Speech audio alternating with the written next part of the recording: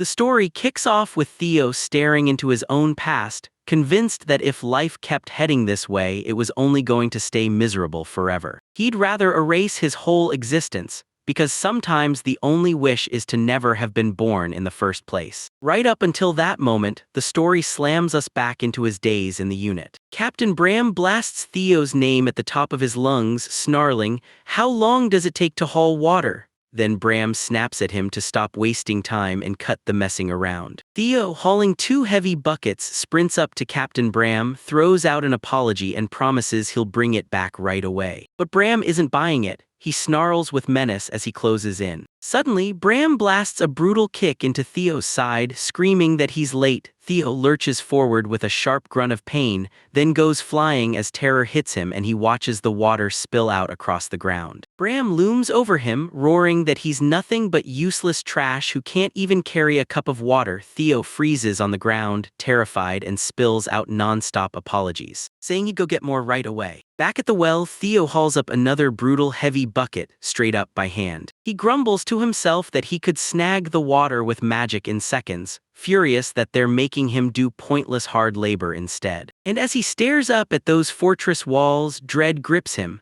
How much longer will this hell keep swallowing him, knowing exactly what single event kicked off his whole downward spiral? In a flashback to when Theo first joined the unit, he stomps into the tent with a torch and instantly freezes, because Captain Bram is on top of a female knight, pinning her down as she fights to break free. Bram snaps at her to stop squirming and boasts that he's about to make her feel good. Theo snaps out in total shock, yells his captain's name, and realizes he just watched Bram beat his comrade. The story snaps into a courtroom and the judge thunders that attacking your own comrades is unforgivable. Then he locks eyes with Theo and slams the gavel, sentencing him straight to death. Theo screams at them to wait, begging over and over, because he didn't do anything. He only saw the crime, and Captain Bram is the real culprit, the one behind it all, and just as he's shouting, a guard yells at Theo to shut up. Bram stands there, smug as ever, and jeers at Theo for trying to shove his sins onto someone else.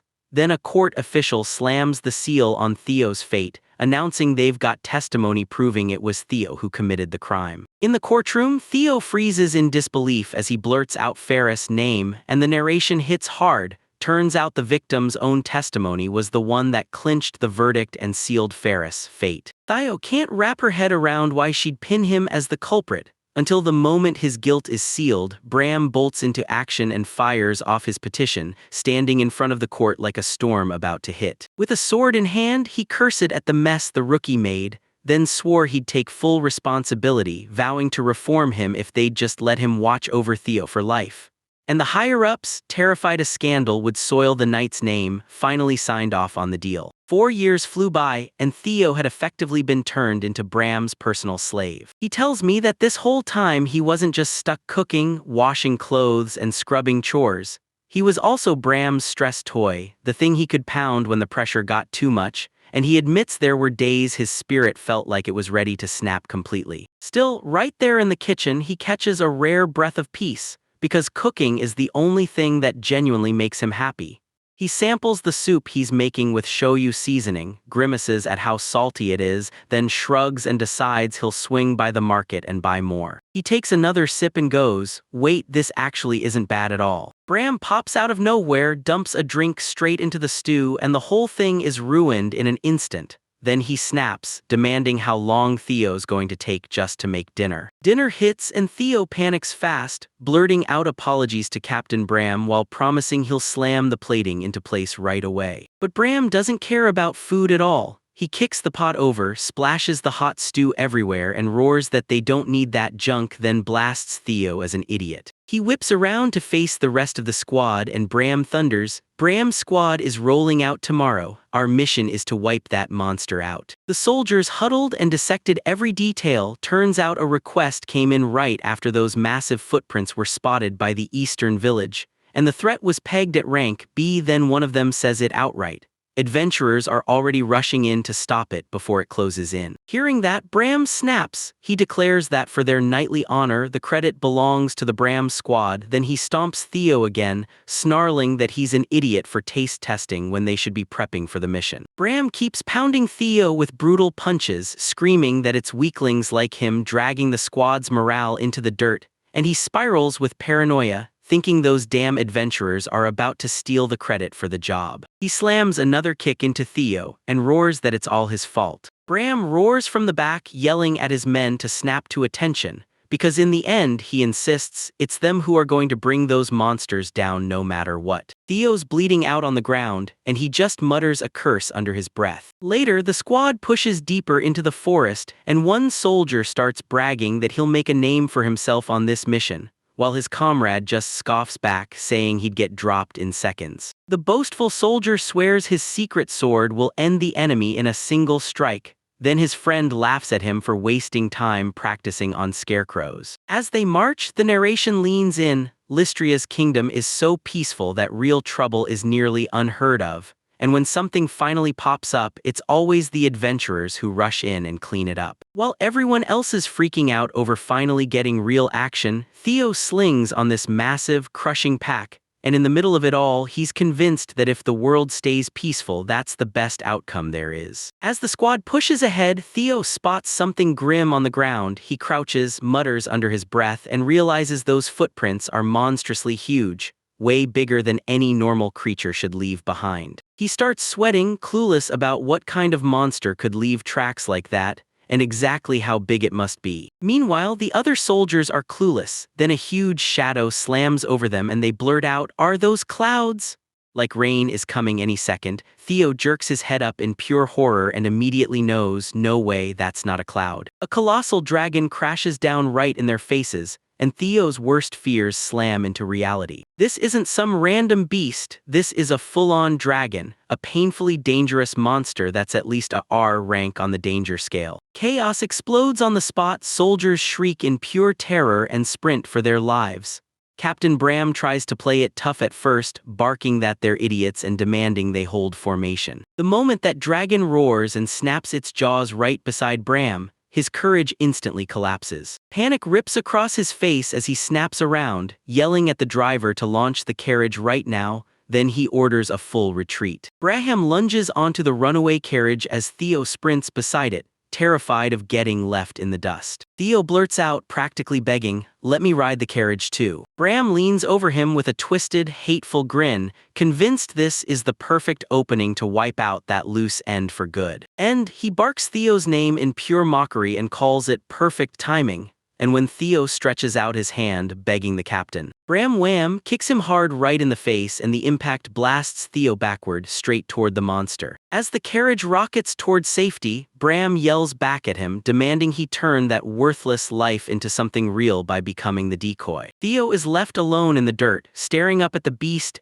looming jaws like death is closing in. He can't stop wondering if he's about to die, but some weird, bitter calm settles in him anyway, like, after this miserable life, maybe it doesn't even matter if it ends right here. A dragon lunges to swallow him whole, then, right when its jaws are about to clamp shut, a blade whips in from nowhere and cracks the attack dead in front of Theo's face, stopping the bite at the very last second. The moment the blade bites down, everything erupts. One brutal slash rips the giant dragon apart and blood fountains across the scene as the monster is wiped out on the spot. Towering over the massive corpse, the silver-haired girl calmly declares, "It's over." Theo just freezes, staring at her in total shock, trying to process how she face-planted that dragon with one single blow. He stares at her and it all clicks at once. Memories of the rumors hit him. A woman with white silver hair, stunning beauty, and it's her. The legendary Silver Princess, Ray Silverhorn. She's the kind of name people whisper like a myth. Theo's forehead breaks into a cold sweat as he realizes this is the legendary adventurer, the one who casually handles S-rank monsters like they're nothing at all. Ray whips around and asks if he's hurt, and Theo blurts a shaky thank you. Then Ray shuts it down like it doesn't matter. She tells him, "I didn't save you on purpose. Starting off, that dragon was my target. I took a job way out west, but it slipped free, and I've been hunting it nonstop ever since, all the way here." Out of nowhere, her stomach unleashes a thunderous growl and Ray whips his gaze away, mortified, then blurts to Theo that she can't stand that polite, proper talk. So Theo tells himself he should just ask Ray if she's feeling unwell. Then he instantly clocks what that noise really meant and blurts out, "Are you hungry?" Ray confesses she's been chasing the dragon for a full week, barefoot, starving, and refusing to drink a single drop. Theo is horrified, blurting, "What kind of stomach does she have to survive a whole week like that?" Then he scrambles to explain, usually adventurers don't do all this, they just haul in the scales and claws. Ray's already locked in, staring down that dragon meat like she can't blink, and Theo freaks out, yelling at her to hold up and wait. He tells you magical beasts carry magic right in their flesh, so you can't just chow down, you've gotta purify the meat with holy water first, or you're playing with danger. Ray just casually asks if holy water is really all it takes to make it edible. She yanks out an ornate glass bottle and straight up asks, "Can we use this?" Theo's eyes nearly explode out of his skull. This is supreme holy water. He goes full fanboy, screaming that the craftsmanship is the real deal, and swearing even that empty bottle is worth a fortune. Ray just watches him burst into pure nerd mode and goes, "So, does this mean we finally get to eat?" Theo snaps back to reality, blurts out an apology for the delay, and swears that with water this high grade, he can start cooking right away. Ray stares at Theo with shining, hopeful eyes and asks if he'll take over the cooking.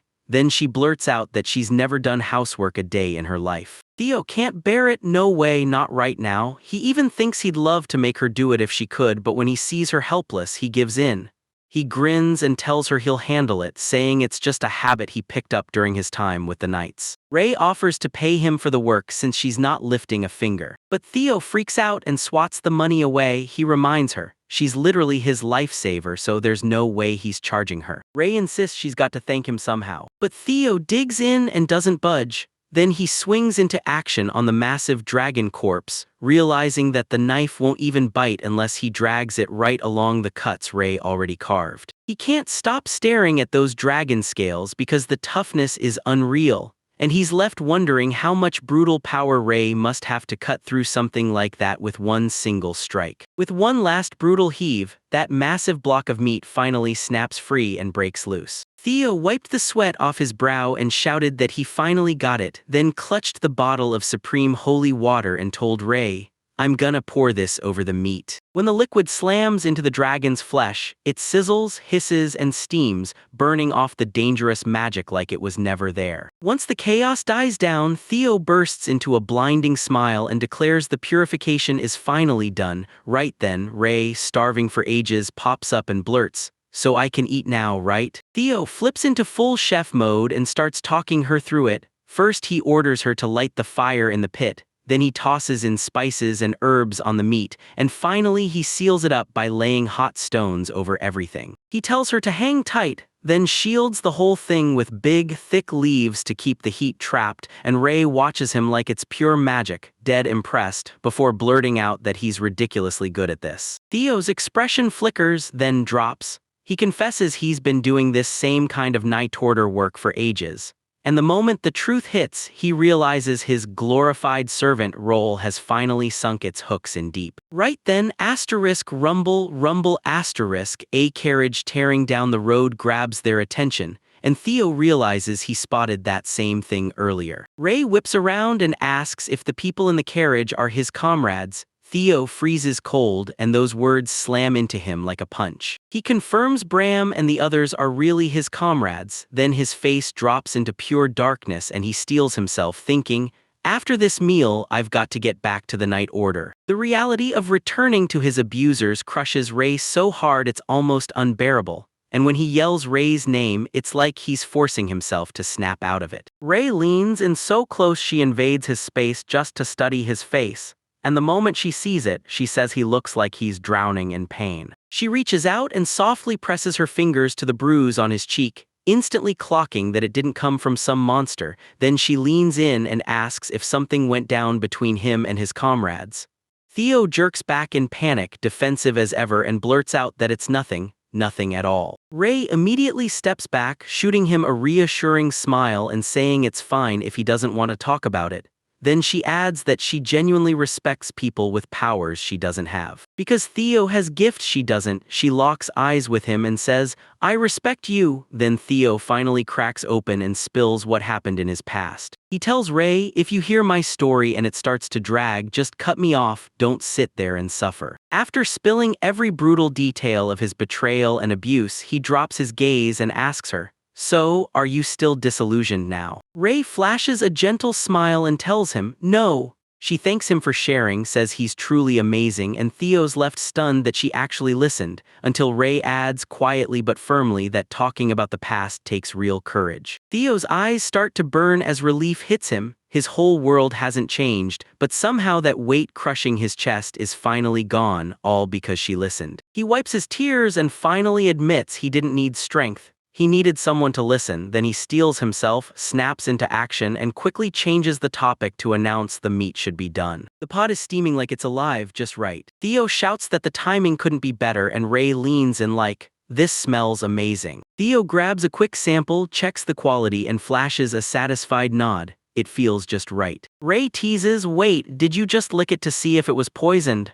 And Theo cuts in fast, "Nope, this is a pure taste test, nothing more." Theo slaps the food down and growls that he won't serve his lifesaver anything but the best, then urges her to eat. Ray freezes, eyes locked on that glistening meat, and then she grins. She swears she can tell it's gonna be delicious just from how it looks. Theo points out that the presentation is part of the whole flavor, and Ray smiles politely, then dives right into the meal. Ray takes one bite and boom, she's in heaven instantly, face burning as the flavor wrecks her in the best way. She goes on and on like, "Seriously, how is dragon meat tasting this amazing?" She breaks down how the cooking supercharged the umami, then gushes about the presentation, finally declaring she's 100% convinced now, and Theo just stares at her, totally thrown by what she's talking about. Ray stares him straight in the eye, face locked serious, and says, "You," without even blinking. Then she lifts her chin and declares, "I want." Theo freezes solid at the sudden declaration, his mind short-circuiting, then the meat on his fork slips and clatters onto the ground. Theo totally misreads her words and blurts out stammering questions, begging her to explain why she'd want him.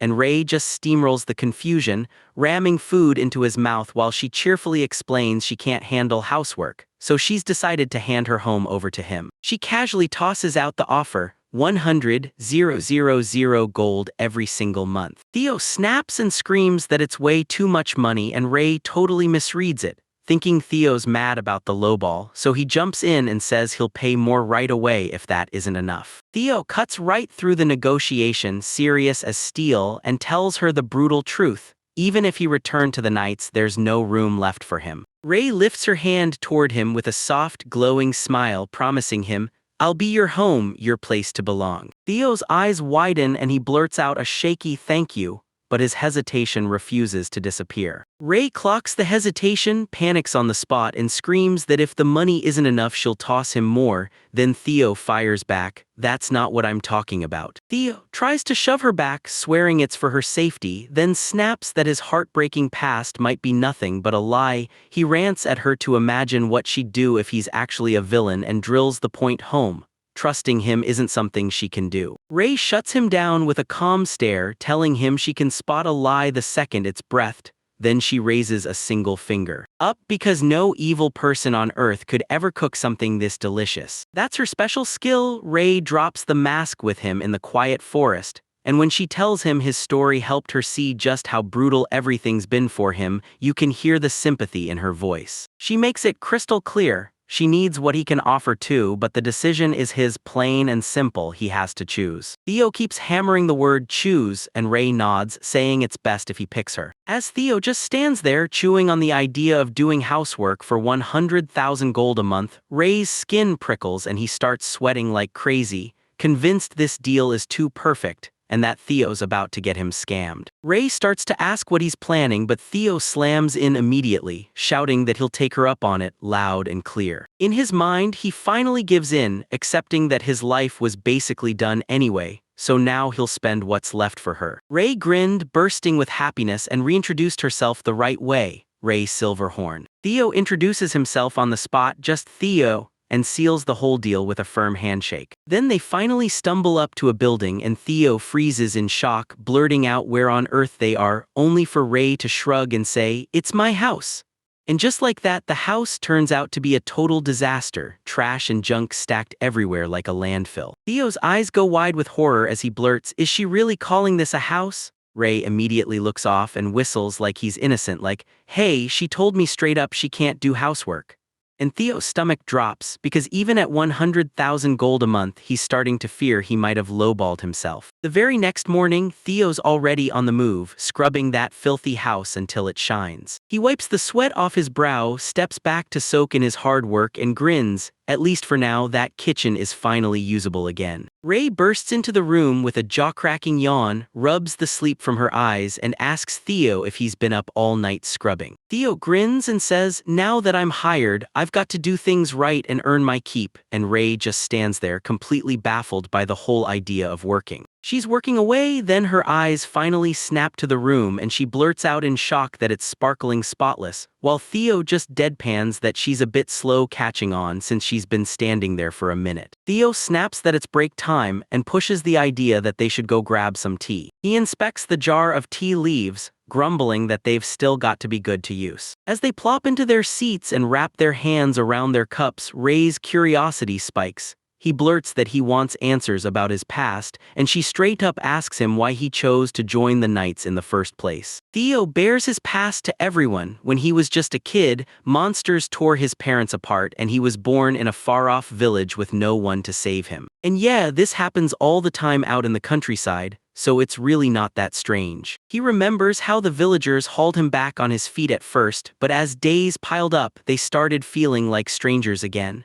He knows it might have been because he was just a kid, but when everyone tiptoed around him, that awkward silence made it impossible to pretend things were normal. He tells her the whole story, how that's exactly how he ended up ditching the village. He tells you his parents left behind some savings, like they knew he'd need it someday. So he grabbed that cash and shoved it into the Knight Academy, chasing a brand new path that could change everything. Theo laughs as if the story can't touch him, then admits that for a bit he actually considered going after the people who killed his parents. Nothing like him, not even a little. He softens his face, stares at Ray, and tells her that after everything, he's still thankful she pulled him out, trying to shrug off any pity, but Ray cuts him off right then. She flashes him a warm smile, calls out his name, and right there, simply thanks him for coming to her place. Theo and Ray stride through the non-stop city market, and heads are snapping to stare the whole time. The crowd starts whispering on the spot because they instantly clock the famous Silver Princess, Ray Silverhorn, and yeah, they're stunned by her beauty, but their eyes snap to Theo with sharp suspicion. Staring at the guy marching beside her, she can't help but wonder who he is. Theo felt the weight crushing down on him, thinking that Ray had brought him here to report the dragon and give him a full tour. And the way everyone's staring at Theo is so intense it almost hurts. He swallows his nerves, shoots off an apology, and admits it feels like just being with him brings the whole spotlight down harder than ever. He smirks and says she's seriously famous, and Ray just nods it off, telling him it's no big deal, she's only an S rank. But Theo already knows this isn't a game. Climbing to A rank takes feats so huge they'd earn a royal commendation letter like Ray, the S rank adventurer. It's a true 1 in 1,000 miracle. Something you might only see once in your whole life. Theo boldly declares that she's not just any treasure, she's the real national treasure. Ray stares at him totally baffled and shoots back, "What do you mean by national treasure?" Theo clocks that he's coming on way too strong, blurts "never mind," and drops the whole thing instantly. Right then, they burst up to this huge building and a sign swings out like a spotlight. This is the Adventurers Guild. Theo blurts that they're here, then, as they step inside, he's suddenly back in his night days, remembering how his old unit, especially Captain Bram, always sneered at adventurers and clashed with them at every turn. But the second they step into the guild, everything flips. Cheers explode the moment Ray shows up. Adventurers swarm her like it's a celebration, and they can't stop shouting how she's back and obsessing over how beautiful she is. Ray just stands there, looking mildly annoyed at the whole spectacle. While the crowd keeps roaring her name, Theo leans in and asks Ray if she's really sure about this chaos. Ray only shrugs back just like always. Ray finally cuts through the noise and stumbles into the reception area. Right there, a female staff member steps up and greets her, asking what brings Ray in. Ray wastes no time. She says the job's done, then straight up demands her reward. The receptionist flips through the dragon-slaying paperwork and fires off a question. Ray, do you've got the materials to back this up? Ray just blurts, I'll grab it right now, and holds up a tiny box like it's the key to everything. Suddenly, thud, a colossal dragon's head crashes out of thin air and slams straight onto the counter. The receptionist just freezes, staring blankly as she inspects the severed head, confirming it's real with her own eyes. Theo stared at the reaction and his mind flashed back to yesterday, when Ray's magic item box swallowed the whole dragon corpse in one insane gulp. Back then it blew his mind, and seeing it happen again still feels unreal. Ray blurts out that she's got the dragon's body to turn in too, and the receptionist's comm instantly detonates into full-blown panic. The receptionist panics and snaps at her to wait, swearing the guild hall is perfectly fine and that they'll send a team to pick up the corpse later. Ray blurts out, can't I just summon it right here? And the receptionist shuts her down hard. Then Theo just stands there, picturing the total catastrophe of Ray summoning a massive dragon in that cramped room. It'll rip the building apart, so yeah, let's move on to business. The receptionist drops 3 massive bags of gold and then she declares the reward, 1 million G. The receptionist shrugs and says this is only a rough placeholder, then promises the real, exact calculation will hit later. Ray nods, says, same as always, dump most of it with the guild, then decides to pocket just 100,000 G for himself to keep on hand. As the numbers get traded, Theo's quietly grinding through mental math in the background. He crunches the numbers. This low-ranking knight makes only around 200,000 G. So the reward from one dragon hunt is worth more than 16 years of a knight's salary. As he stares at Ray, he can only think that an S-rank adventurer's reach is straight up unreal. Then Ray whips around and shoves a bag of gold into Theo's hands, shouting, here, 1 million G. She shrugs it off and admits she totally forgot to hand back his advance for the month, so now she finally slips it to him. Theo loses it, full-on panic, because she's about to hand over that kind of cash right in the middle of the guild hall. The crowd instantly erupts into whispers. People can't stop asking who this guy is to Ray and why she's handing him money like it's nothing. Theo felt the jealous crowd's stare burning into him, then he shot a nervous thanks at her, before urging in a panic that they get out of there right now. Later they head to the market and Theo can't hide his excitement. He points out how fresh every single thing looks. Ray looks totally baffled, asking why they have to buy food when they've still got more than enough dragon meat.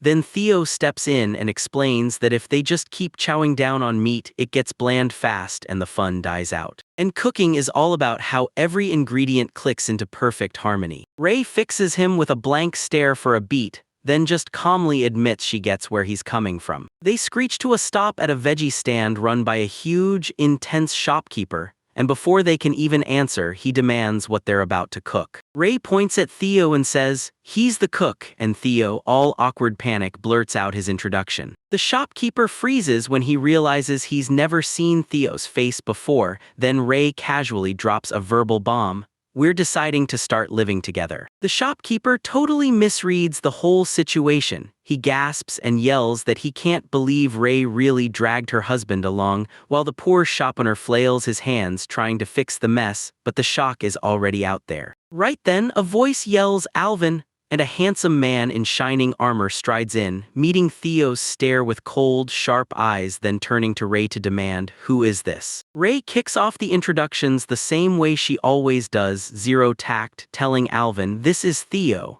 Yeah, we live together. Then she pulls the newcomer over and introduces them to Theo, letting them know Alvin is just anyone, he's family. Theo quickly registers this in his head. A family is really just an adventurer clan, a tight party banded together for the hunt. He tries to blurt out nice to meet you, but the air is so tense it feels like it's about to snap. Alvin lunges on Theo the second he sees him, yanks him by the collar, eyes him like he's disgusting, and spits that he can't wrap his head around any of it, demanding to know why Ray would even choose a guy like this. He glares at Theo, scoffs at him as a weakling, and flat out decides the two of them are a terrible mismatch. Ray snaps, barking at Alvin to yank his grip off Theo's hand right now. Alvin flashes a creepy, condescending grin and shuts her down instantly, telling her not to worry because it'll all be over soon. Ray screams his name as a warning and Alvin starts rambling like he can't stop, insisting the strong ones are the only ones meant to stand by her side. Ray's patience snaps, her face drops into a brutally dark stare as she barks one final command for him to let go. The confrontation explodes into violence when Theo gets slammed hard into the ground and Alvin looms over him, sneering as he asks if Theo can't even manage a defensive stance. Pathetic. Aesthetic or not, Alvin doesn't get a second. Ray lunges in between them, radiating pure menace and snaps a warning. Take one more step and she'll never forgive him. Alvin's eyes widen in pure disbelief as he demands, "Are you really going to raise your hand against your own family?" Ray doesn't flinch, she stands her ground. She shot back coldly that it was Alvin who ignored her demand first, then locked in with fierce focus and warned that anyone who dares to hurt Theo is dealing with her. Realizing he's lost this round, Alvin snaps around in fury, yelling that there's no way someone like Theo could be that great, then storms off, cursing up a storm. As Alvin backs off, Ray whirls back to Theo and demands to know if he's alright. Theo's still rattled, but he stutters out that he's finally relieved. Ray shoots an apology your way for the whole scene, laughing it off as he admits Alvin can get a little too emotional. Theo locks eyes with her, and the moment he realizes this might not be just emotions, he can't help but think her whole family's standards are wildly different from normal humans, like literal monsters in his head, while he questions what she even means by a bit. Ray cradles Theo's face in her hands, her eyes burning with worry, and tells him that whatever he did to her, she'll never forgive him for it. Theo's face turns bright red, her kindness hits him like a wave, and he can't stop wondering if it's truly okay for someone like him to be treated this gently. Suddenly, the vegetable shopkeeper in the background erupts into tears, completely wrecked by what he believes is their sweet, beautiful married love. Calling himself Uncle Bartle, like he owned the title, he tells them, "Take whatever you want, consider it a gift." Theo just freezes and the whole brutal misunderstanding hits him like a punch. Yeah, there's no way they're a married couple. Thea slips into the kitchen and rinses the vegetables under the roaring tap. He slashes through them on the cutting board, chopping in a ruthless, steady rhythm before he flips it into a hot pan and lets it sizzle, and honestly, he's totally blown away by how top-notch the cookware is. Tears of pure joy pour down his face when he finally gets it.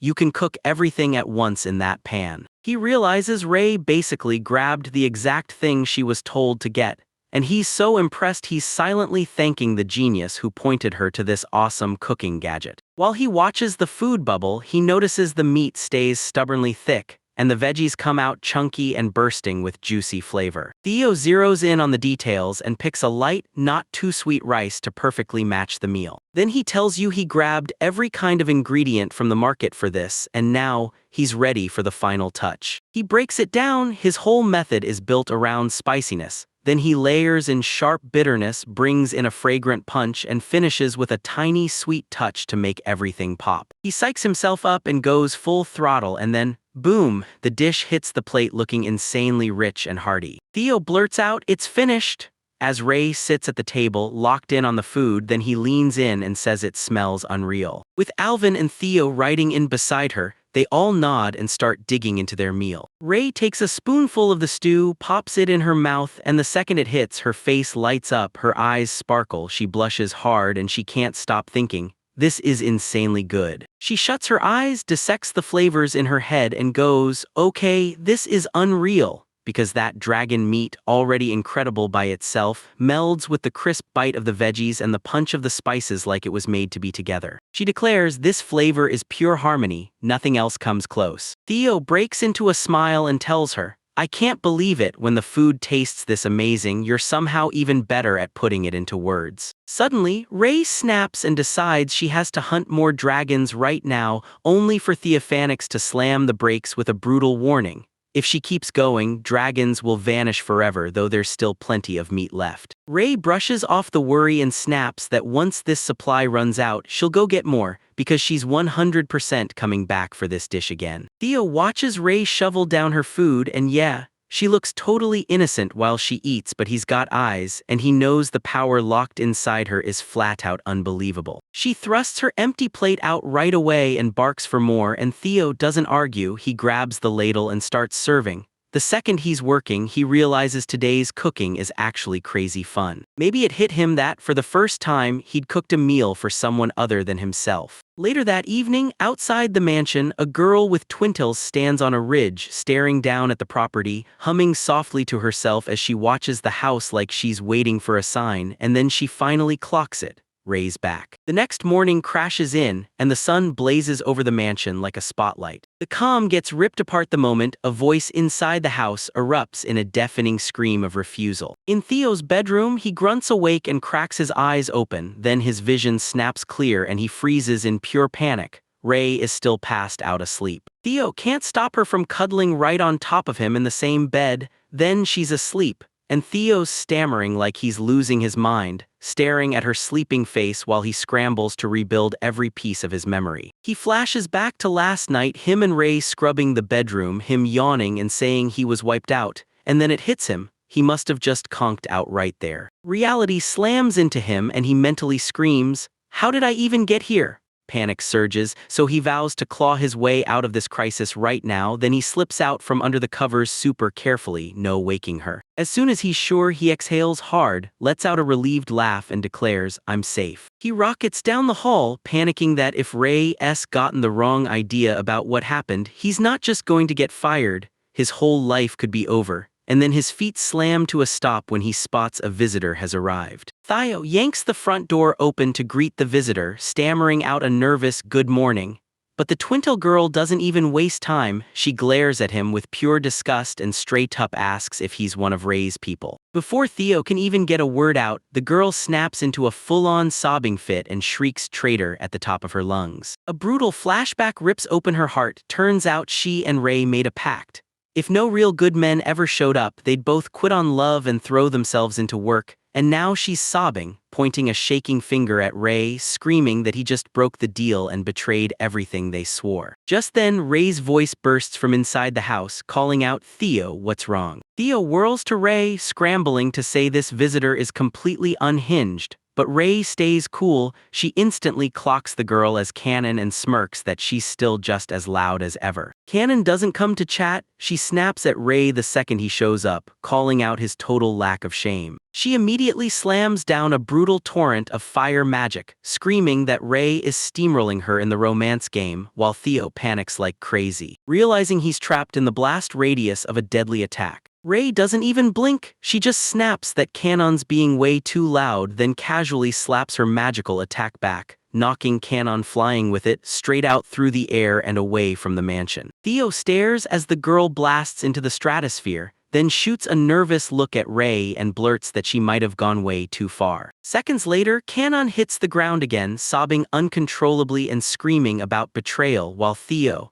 looking worried, demands to know if she's truly okay and unharmed. Ray finally takes a breath and fully introduces that crying disaster. This is the Cannon Port Lift, a fellow clan member and an S-rank adventurer just like her. Right after a quick off-screen rundown that Theo's just an employee, Cannon's mood flips on a dime. She bursts out laughing, loudly declaring it was nothing but a giant misunderstanding. Cannon wipes her tears with shaking relief like the weight just vanished. She tells herself she should have seen it coming because there's no way Ray could ever land a real boyfriend. But Ray, clueless as ever, blurts out a total bombshell. She says she slept right next to Theo yesterday. Cannon's blood runs cold and her face turns chalk pale as she stammers, afraid the worst is about to happen. Then Theo snaps into full panic mode and blurts, "We literally just slept side by side, nothing else happened." Ray shrugs off the disaster she just sparked and turns to Cannon, demanding, "So why did you show up in the first place?" Cannon shoots upright, snapping back to her mission. New floor just appeared in the labyrinth, and now she's coming to yank Ray along for a dive. Cannon is still ripping into Ray, screaming that if she really treats her friends like garbage the second she lands a boyfriend, Then Ray stays cool, says she was just messing around, and insists she remembers their pact properly. Kanon steals a quiet moment to herself, sure she remembers it, then whips her focus to Theo, calls out his name, and asks if he's joining them in the labyrinth. Theo awkwardly grins, shakes his head, and says he'll pass. He points at the cluttered pile of junk around him and declares with total seriousness that this isn't random mess. It's a job so important it can't wait. Theo steps into the room and bam, reality punches him in the face. He stammers as he stares out at a literal ocean of garbage and clutter piled up everywhere. Ray seemingly took whatever she was handed and dumped it straight on the floor like it didn't matter at all. But instead of getting discouraged, Theo rolls up his sleeves, spots the mess waiting for him, and yells that he's starting with the sorting. Because somehow, he's the exact kind of guy who gets fired up when things go wrong. Meanwhile, deep inside the jagged rocky cave of the labyrinth, Kanon and Ray creep along, and Kanon fires the question, why did Ray decide to let Theo live with her? She says Ray has always kept people at arm's length, then demands to know what flipped in her head to suddenly move in with a guy all by herself. Ray pauses for a beat, tells him his food was seriously delicious, and then, boom, the real reason finally slips out. She says Theo actually looked at her, just that, and Kanon's jaw drops so hard she practically explodes, yelling, "That's it! That's all it took!" Ray only shrugs, like it never crossed her mind to dig that deep, and then while she relives her talk with Theo, she starts explaining. She tells them the truth. Everyone else only sees the S-rank adventurer, but Theo looked her in the eye and treated her like a real person. He poured out his heart in his own words about what he loved, and she admits that's probably what lit a spark inside her. Then Kanon suddenly bursts into laughter. Ray's so quick to tease her that she's basically just flexing about her boyfriend now. Boom, Ray's eyes turn ice cold, saying she wasted her time trying to explain, then she strides ahead. Kanon has to break into a jog just to catch up to them. Kanon suddenly slips, screams as she drops down the gap, slams onto the ground with a hard thud, and Ray, who's already waiting, chews her out for being careless. Giant insect monsters slither out of the shadows, and Kanon snaps back at Ray, telling her to shut up and insisting she already knows she's clumsy. The moment they step in, massive ants and beetles swarm them from every side, closing in fast. A giant monster rockets in to sink its teeth into them, and Kanon screams that she knows she's being careless, without even needing Ray to say it. Then, in the blink of an eye, a brutal massive slash tears through the air and vaporizes the enemy on the spot. The story snaps from dungeon brutality straight into the mansion's calm hallway. Theo grins as he pumps the mop in a steady rhythm, cleaning the floor like he's winning. Back in the mansion, Theo wipes the sweat off his forehead, stares down the spotless hallway he just scrubbed, and lets out a satisfied sigh like, "Yeah, I just pulled off something massive." He flicks his eyes to the window and bam, it's pitch black out there already. He figures Ray and the others should have been ready to roll back by now. Right then, a loud knock rattles the door like the universe just called him out, and he laughs, swinging it open to shout, "Welcome back." But he cuts himself off mid-sentence, blurts a shocked "ooh." As he stares ahead, the door has blown wide open and Theo immediately panics, yelling that they need to tell him if everyone's okay. Ray and Kanon crumpled onto the dungeon floor like wrecked dolls, smeared head to toe in grime. Ray groans, "I'm starving," and Kanon, face down in the dirt, mumbles, "I forgot to eat." She's completely out of it, rambling about who knows what and begging Theo for help, while Kanon clings to Ray, her stomach growling like crazy because it turns out Kanon hasn't eaten for almost 10 days. Even though she swears she forgot, Ray wears the innocent mask, eyes wide, looking genuinely lost, then blurts that she ate yesterday like that's supposed to solve everything. Theo snaps his eyes wide, jabs a finger at them, and declares that Ray's finally learned the joy of eating. He tells her it's not all about the numbers anymore. She's finally learning to savor meals for their real taste. Ray can't help but squirm as this feels like the moment he has to admit Theo might be right. Then Theo grins and says, "We'll eat soon, but first, it's bath time." Cut to the bathroom. Kanon sprawls in the tub, soaking up the moment, and whispers to herself, "So his name is Theo, because yeah, this guy is seriously amazing." She whips her head around that spotless room, stunned that he somehow turned a total bathroom disaster into perfection, and then she lets out a quiet laugh, way too relaxed to hide it, as she admits, I never thought I'd get to take a real bath again. She decides that if housework had ranks, Theo would be absolutely S rank. Ray slips in with her and she tells Canon straight up that Theo can pull off things she never could. That's why she respects him so much. Canon goes full dramatic and green with envy, yelling that she wants to meet a guy like that ASAP too. Then Ray stays cool and tells her, "You already did, it's Theo." Canon just stares blankly, asks who Ray even means, and then it finally hits her. Ray keeps going, saying Theo treats Canon just the way she is, no judgment, no bias, and that's exactly why he's sure Canon and Theo can become real friends. Canon stammers, face burning red as she finally catches what Ray's hinting about her and Theo. Then Ray just grins and admits she usually gets a little jealous when Theo gets close to someone else. But since Canon's her friend, she insists it's totally okay if it's her. Canon immediately snaps, blasting Ray as an idiot, then Ray erupts, screaming that friendship is exactly why she'd never do that, refusing to pull anything tasteless like stealing her friend's guy, and Ray just blurts, "I see." She froze on the stairs, thinking she'd never understand what's really going on inside Ray's head.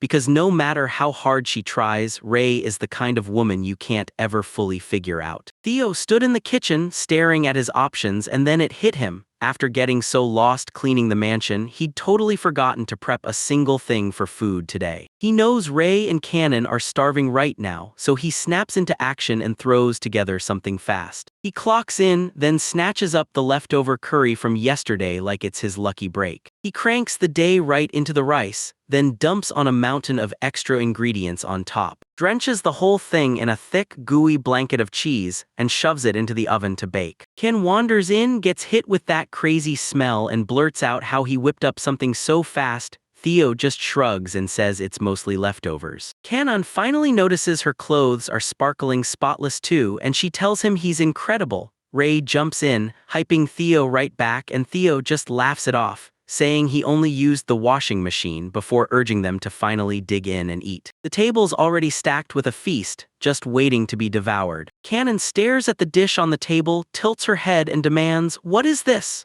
Theo grins and says it's Doria gratin made with leftover curry, and Canon wastes zero time, dives in like she's been waiting all day. She takes one bite, and her eyes flare to life as she gushes that the spices and the sweet bite of the cheese match like they were made for each other. Then she spots the meat, and her whole body locks up with shock. She's never tasted anything this damn good. Ray casually drops, "Yeah, it's dragon meat," like it's no big deal. Canon hit pure shock, looping the word dragon over and over like it wouldn't stop. Suddenly, fire sparks in her eyes and she blurts that she has to go hunt a dragon right now because it's so tasty. Theo starts sweating instantly, realizing this reckless streak is exactly why he begged her not to hunt earlier. Theo grins and tells her, "If you like it that much, drop by any time, you've got my word," because he'll always whip up enough food for her. He says cooking for 3 isn't some huge leap from cooking for 2, it's basically the same, just with one more hungry mouth. He tells her that watching her dig in with that kind of gusto makes his heart light, while Ray stays in the background, silently nodding her approval. Canon's cheeks go bright red and she totally rewrites the moment. She leans in and asks Theo if he wants to come over to her place instead. Back in the kitchen, everything spirals out of control. Theo tries to talk his way out, insisting he's got real work to handle at the mansion, but Canon won't let up. She keeps pressing and even suggests that if it's only housework, he can just commute from their place. She gets swept up in the moment and blurts out, calling him her boy free. Ray slams her hand onto Canon's shoulder, grinning darkly as she says there was a bug right before the moment gets cut off mid-sentence. As Ray menaces with a laugh in the background, Canon blares that the meal's done and the third wheel has to go, and Theo, looking painfully awkward, offers to escort her to the door. Outside can wave a goodbye, but the second she breaks into a run, her smile slips away. She watches Kamer's every move and then it clicks, this silver princess isn't joking at all. She's deadly serious about Theo. Canon finally admits it. Jealousy is creeping into her chest. The story cuts to a bar and Alvin is totally smashed. He slams his beer mug down and starts losing it, yelling about that guy, pressuring him to spill what Ray sees in him. His friends wrestled with him, trying to cool the storm, because seriously, where did Ray even dig up a guy like that with her non-stop questing schedule? One of them mentions how they handled the dragon the other day, and suddenly it's the perfect spot to meet. The gossip keeps rolling as the men trade rumors about a former knight who bolted from his post. Yet somehow, he's weirdly amazing in the kitchen. They're cracking up because somehow he even charmed the great Ray so hard it made his stomach go wild. Kanon's geared up in armor right there, and when she overhears them, her eyes snap to the truth. There's only one knight who cooks Theo. She cuts in, demands they spill every detail, and her stomach twists because if Ferris hears this, who knows what'll happen.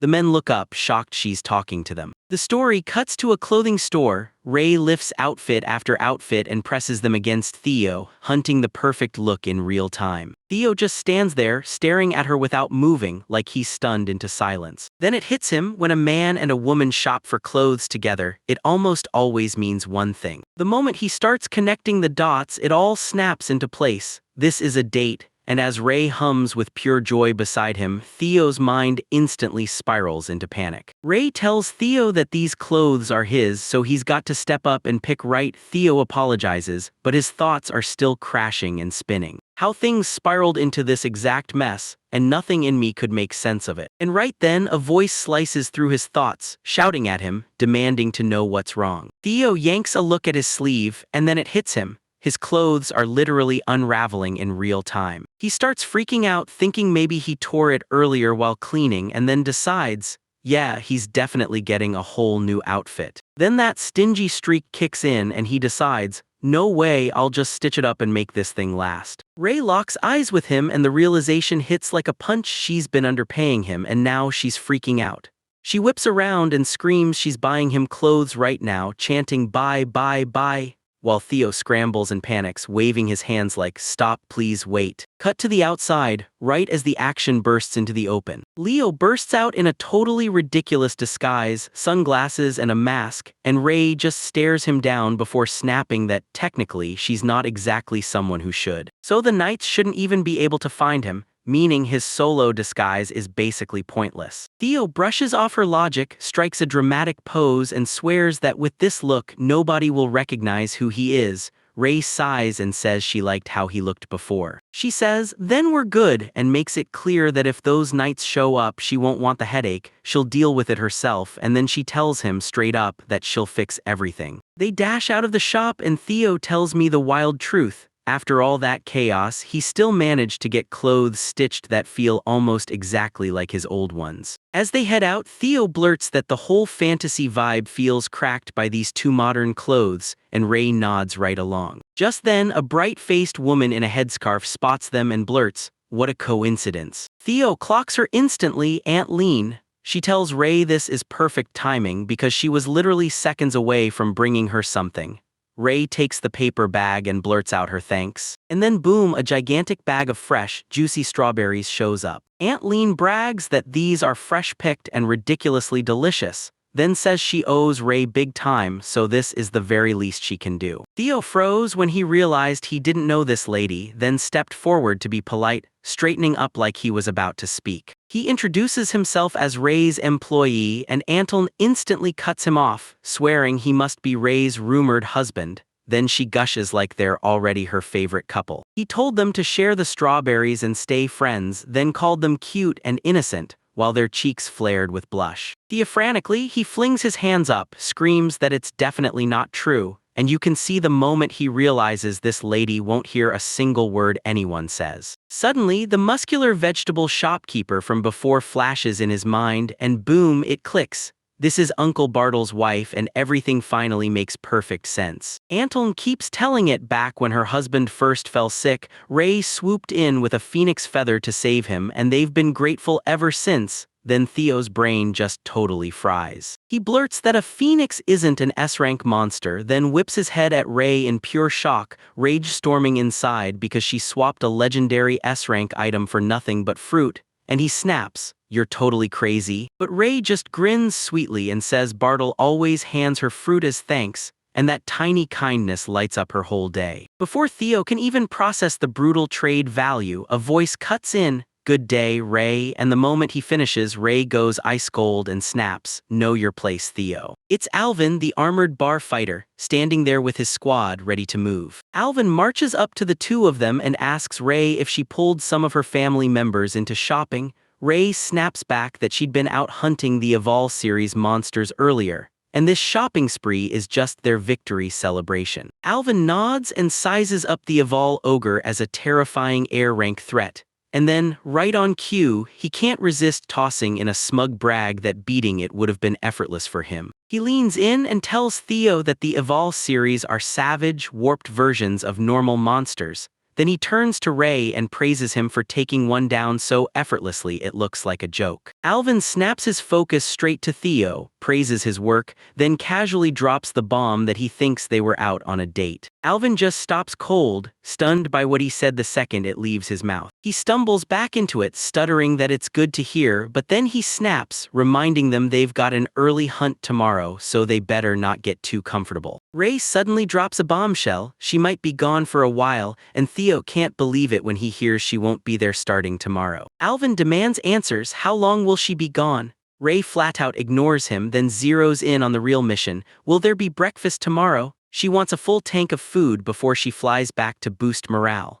Theo shrugs and says one night of sleep is more than enough, and Ray immediately fires back with a teasing reply. She asks if he's going to miss her, then she blurts, right there, if he wants to hook up again tonight. Alvin's face drops like his soul just got ripped clean out of his body. Alvin snaps in full, then explodes, screaming at Theo and demanding to know how he could ever deceive Lady Ray. He rips out his blade, roars that he'll never forgive him again, and orders Theo to become rust on his sword. Theo bolts away in sheer panic, replaying the talk in his head like, how did this conversation jump straight to murder so fast? Ray steps in and calmly clears the air, saying Theo's got everything under control, while Theo frantically nods from safely out of reach. Stammering, he blurts out, "I'm not messing around, I'm dead serious." Theo belts out that he's doing housework. Then Alvin freezes, utterly baffled, like his brain can't even process the word. Theo straight up clears it. When he says work, he's not talking about sailing, forging steel, or casting spells. He means plain old household chores.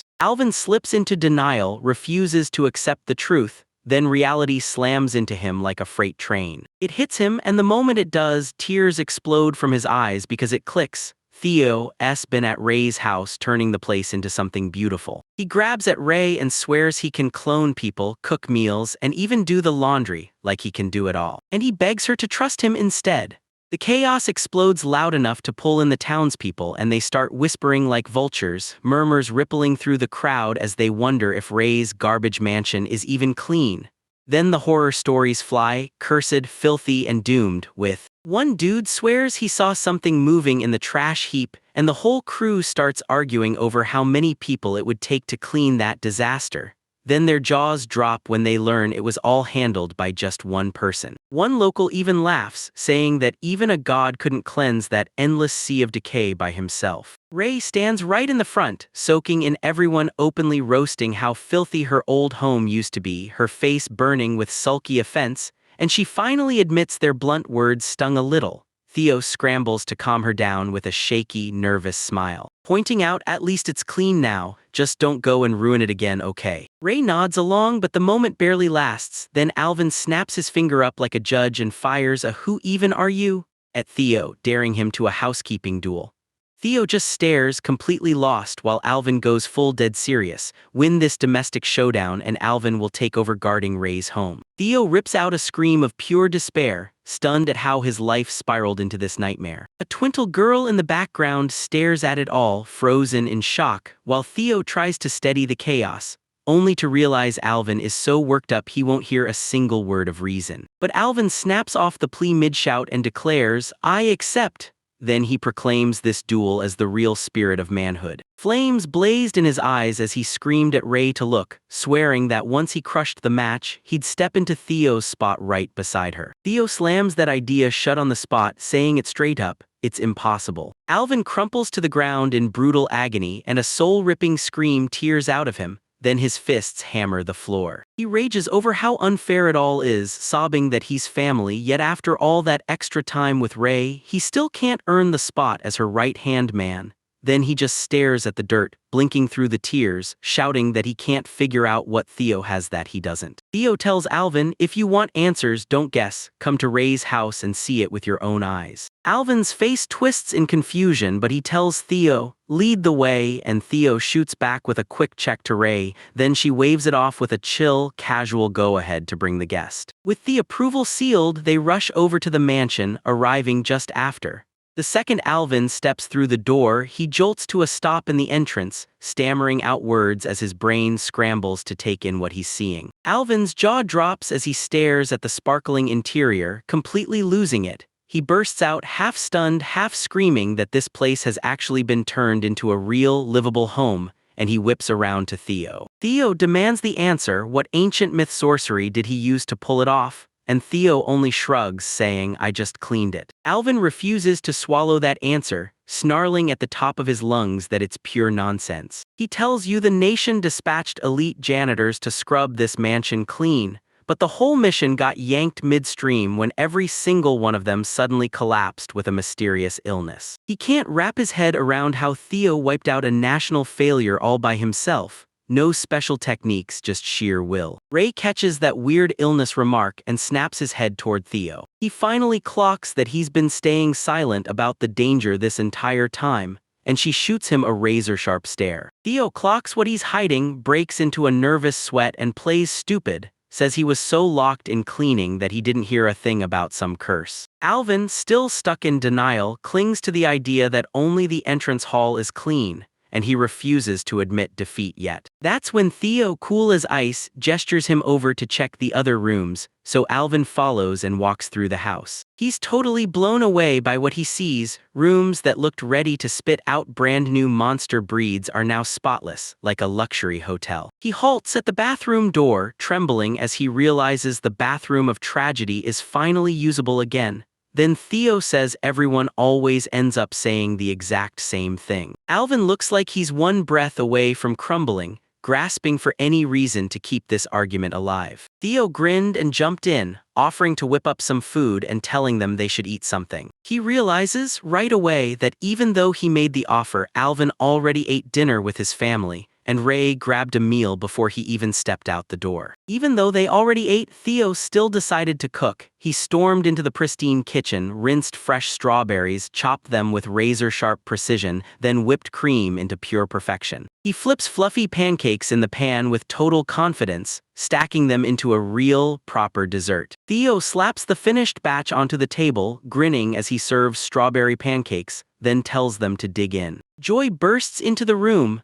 The dessert sits like it was crafted by a pro, piled high with fruit and flowers, and Alvin freezes in front of it, grumbling that sweet things are for women and kids. Alvin takes one bite and his mind instantly snaps. He erupts in shouting, screaming about how perfectly balanced that strawberry tartness is, pulling the whole meal's flavor to the surface, like that sauce had a secret it was dying to reveal. He rants that the whipped cream vanishes like a cloud, drifting off into nothing. And he screams as that sweet taste fades into a crisp, refreshing afterburn on his tongue. Ray just laughs and points out that the second anyone bites Theo's cooking, they instantly get loud and chatty. And Theo bursts into laughter, savoring the compliment as Alvin swears he's never tasted a dessert this elegant at any banquet anywhere in the world. Meanwhile, Ray drops her eyes to the plate in pure shock. Her pancake is already gone and regret hits hard because she didn't savor it more carefully. Theo smirks and admits he knew Ray would blow through her food in seconds, so he slams down a giant, tower-sized pancake stack he made ahead of time. Ray erupts, screaming how happy she is. While she munches happily, Alvin can't help but stare at her bright smile. Then he glances at his spotless plate, stares hard with a serious face and slams it down on the table. Alvin shoots Theo a thankful look, grabs the moment and announces he's slipping out right now. Before he leaves, he grabs Theo and tells him to come along for a moment. Theo dashes after Alvin out of the room and Ray stays put, grabbing her dessert while she watches them disappear down the hall. Alvin stands outside the mansion as Theo finally throws in the towel and he tells him, fighting back the memories, Ray's grin, her warmth, and admits that after all these years serving her, he's never once seen her trust someone like this. It drives him nuts, and he grimly admits the round is already gone. He starts insisting he can't be the one to back Ray, but Theo cuts him off, straight up saying he's been hit with the very same frustration. Theo tells them, "You've got Alvin and the rest fighting at your side, but me, I can't keep pace with you once the battle starts." He's stuck alone at home, pacing for her safe return, and when Alvin asks, he insists he's totally fine with it. Theo keeps talking and says that the second Ray steps back in, he's laser focused on one thing: make her smile and squeeze out even the tiniest bit of happiness. He insists that's all he needs. He flashes back to when Ray yanked him out of danger, then tells Alvin that saving her life wasn't the end, being her rock at home is the only way he can finally repay her. Alvin hears it and instantly falls apart. He finally understands he didn't just lose as a person, he's been wiped out as a man too, and it feels like total defeat. He reels back on his days with Ray and it hits him hard. He fought beside her like real family. With her, he'd put her on a pedestal, so deep in fear and admiration that he couldn't even imagine she'd ever be happy with him in some ordinary, everyday way. He lets out a raw scream of agony, finally realizing he was the one who built that wall between them the whole time. Theo just stood there, frozen and awkward, staring as Alvin spiraled into a full-on mental breakdown, not knowing what to do. Then Alvin finally steadied himself and Theo wasted no time.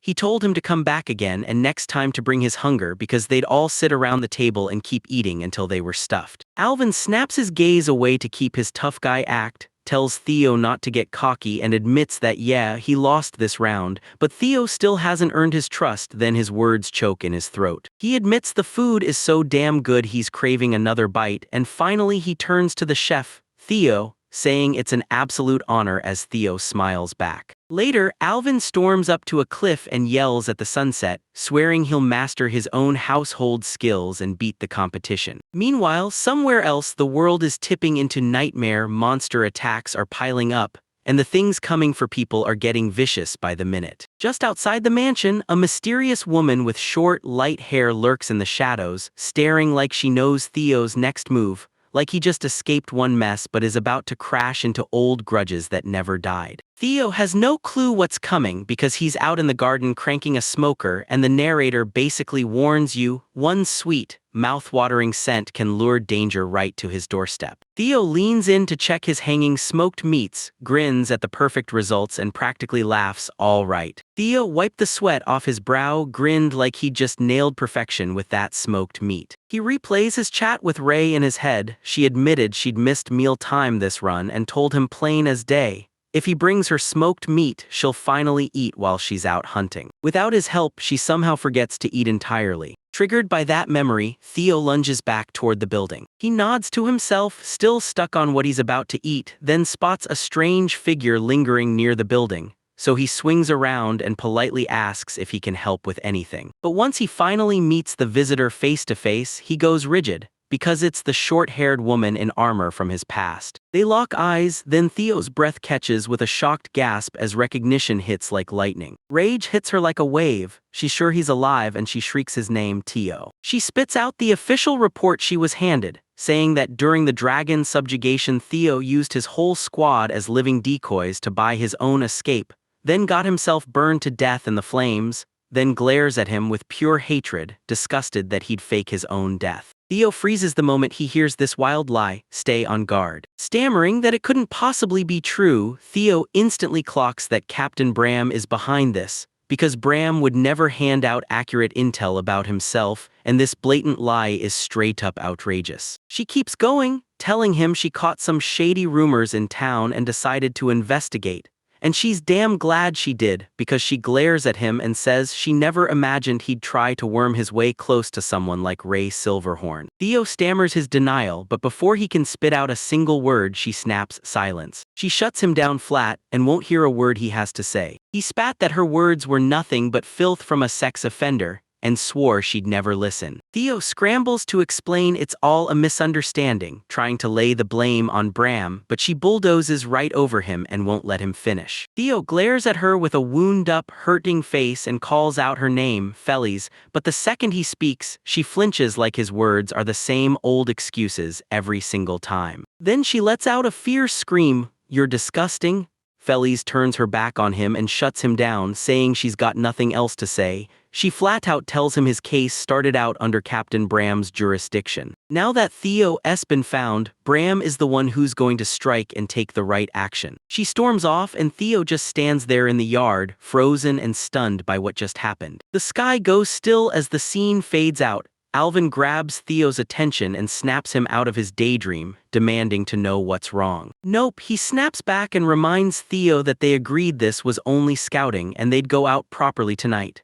Theo's still shaken from what just happened with Felice, so he stares blankly, panics, and blurts out an apology. She barely even registered Canon and Alvin at first. Then Canon let out a sigh, asking if she'd seriously forgotten, before snapping that she was starving and demanding to know if there was any food. Theo jolts out of his chair in full panic, yelling that he'll have it ready right now, and the others just stare as he scrambles, totally confused about what's gotten into him. Moments later, he drops a huge bowl onto the table with a violent slam. Alvin and Canon lean in, eyeing the dish like it's proof, stir-fried vegetables exactly as expected. The group digs in and Theo blurts out an apology for the plain meal. He was slammed for time, but the second they taste it, everyone's loving it. Canon raves about the crisp veggies and juicy meat, and even though it's a little burnt, she shrugs it off. No complaints at all. Alvin nods and says it's the perfect side dish for rice, then urges everyone else to taste it too. He admits he couldn't taste much before, so this insanely good food feels like a dream, and Theo thanks them, looking so relieved it's almost emotional. Ray suddenly barges in mid-praise and asks Theo straight to the face, what happened? Theo freezes on the spot and tries to act clueless, but Ray instantly calls him out,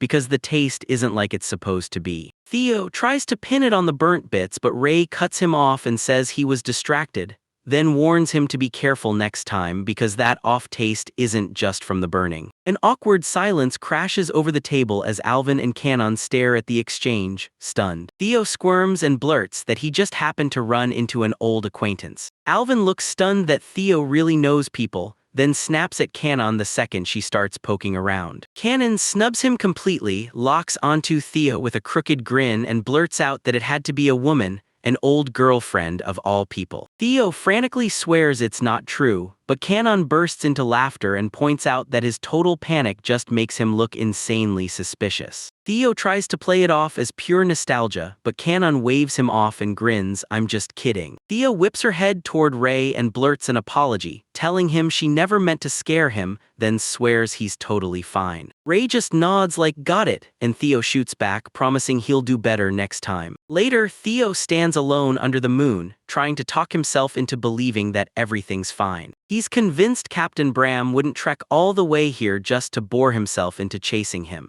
Later that night, the mansion goes dead silent. Everyone else has already slipped into sleep. In one room, Theo sits on the edge of his bed, eyes wide open, staring at the floor like it holds the answers, totally lost in thought, unable to sleep. Ray froze for a second and then click. The door handle popped open and he stepped right into the room. Theo whips around, stunned to see her up this late, and blurts out a shaky, confused question, "Why is she here?" Ray meets his gaze calmly and asks, "Can't sleep either." Theo shoots up, rubs his neck, and bluffs that he's just feeling drowsy, because he spent the whole day spaced out. Ray brushes off his excuse and shoves a tiny object into his hands. Theo snaps it up and instantly realizes it's a teleportation magic stone, and blurts out, "So what's going on here?" Ray slides onto the bed beside him and tells him, "If anything hits, just think of me and crush this stone." Then she swears that if he does, she'll rock it to him instantly, no matter where he's trapped. Her face softens and she tells him she has no idea what went down with his old acquaintance, only that something's changed. He can't afford to forget this. She's always got his back every single time with. Ray doesn't say a word. He leans in, wraps his arms around him and hugs him tight. Theo grabs that comfort, shuts his eyes tight and breathes out a sincere thank you. In his mind, defeat crashes down on him. He knew it the whole time. No matter what he does, he can't outthink her intuition. Ray storms out of the room and Theo finally drops back onto the bed, crashing into the covers like he earned it. He locks eyes on the magic stone for a breath, slips it away, and then drifts off to sleep beneath the moonlight. But peace doesn't even get a breath. Wham! A thunderous crash rips through the mansion, yanking Theo awake in full panic. Before he can blink, Captain Bram charges in, screaming that they got word the building is hiding a fugitive and that they're tearing the whole place apart right now. He snaps orders to his squad to smash anything in their way, screaming that they have no clue where the fugitive's hiding. Theo snaps his head up the second he hears it. He knows that voice instantly. He bolts out in pure terror, storms straight up to Bram and demands to know what the hell he's doing here. Captain Bram is absolutely unhinged. He's screaming that he's been dying to finally see Theo. He demands to know how the hell Theo somehow clawed his way out alive,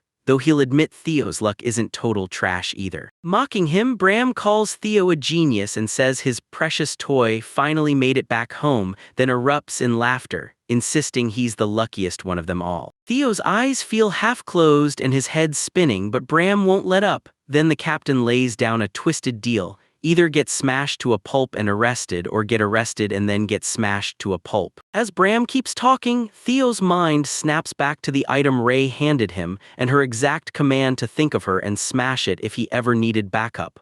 Because suddenly he realizes he's got an ace hidden up his sleeve. Theo lifts the stone high and tells Bram, dead serious, that he's all mouth and talks straight trash. Bram lunges in right away, grabbing Theo and firing off, "Is this your rebellious phase?" Then he smirks, acting like he's heartbroken to needle him. He clocks Theo's clenched fist and snaps, "Let me see what you're hiding." But Theo refuses to crack open his hand. Bram yanks Theo's fingers hard, snapping that he's freezing and can't keep secrets from them. Then, in the middle of the struggle, Theo's grip fails for a split second and the stone slips out, crack clattering onto the floor. Bram yanks Theo to a stop, peers at the object, and boom, knows it's a teleportation stone the second he lays eyes on it. He scoffs, grumbling that top-tier adventurers get to live the good life while he's stuck watching them flaunt gear like that, and he mutters that it absolutely drives him insane. Braham slams his boot down so hard it grinds the stone to dust, then fires off a sharp question.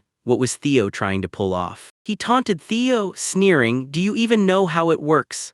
Then went on to say the one who smashes the stone has to asterisk picture the person they're calling. Bram, because he's the one who broke it, shoots Theo a cocky grin, says "too bad," and rubs it in that his guardian angel won't be coming to save him. With the rescue dream finally dead, Bram slams the suspect into official custody, and one of his soldiers starts rattling off the bogus charges: desertion, treason, and that fake attempted rape claim from 4 years back. Bram leans in close, hurling taunts at Theo about his crimes stacking up, then whispers that he could pull strings and keep Theo alive, only to trap him as a slave all over again. Right then, a soldier barges in and tells the captain it's time. Bram snaps out of his trance, panicked that he almost forgot the important business he has to handle. Bram slips a tiny bag of white powder from his pocket and plants it inside the drawer. Then he dives straight into full-on theatrics. Screaming over what he just found, he flaunts it like a trophy, swearing the headlines will shriek about an S-rank adventurer hosting a drug party, calling it the biggest news ever. Theo blurts that it's insane, he literally just watched them get planted. Yet Bram keeps screaming that this is a grave situation. Bram cackles like a villain, sneering to Theo that he's still the same idiot he's always been.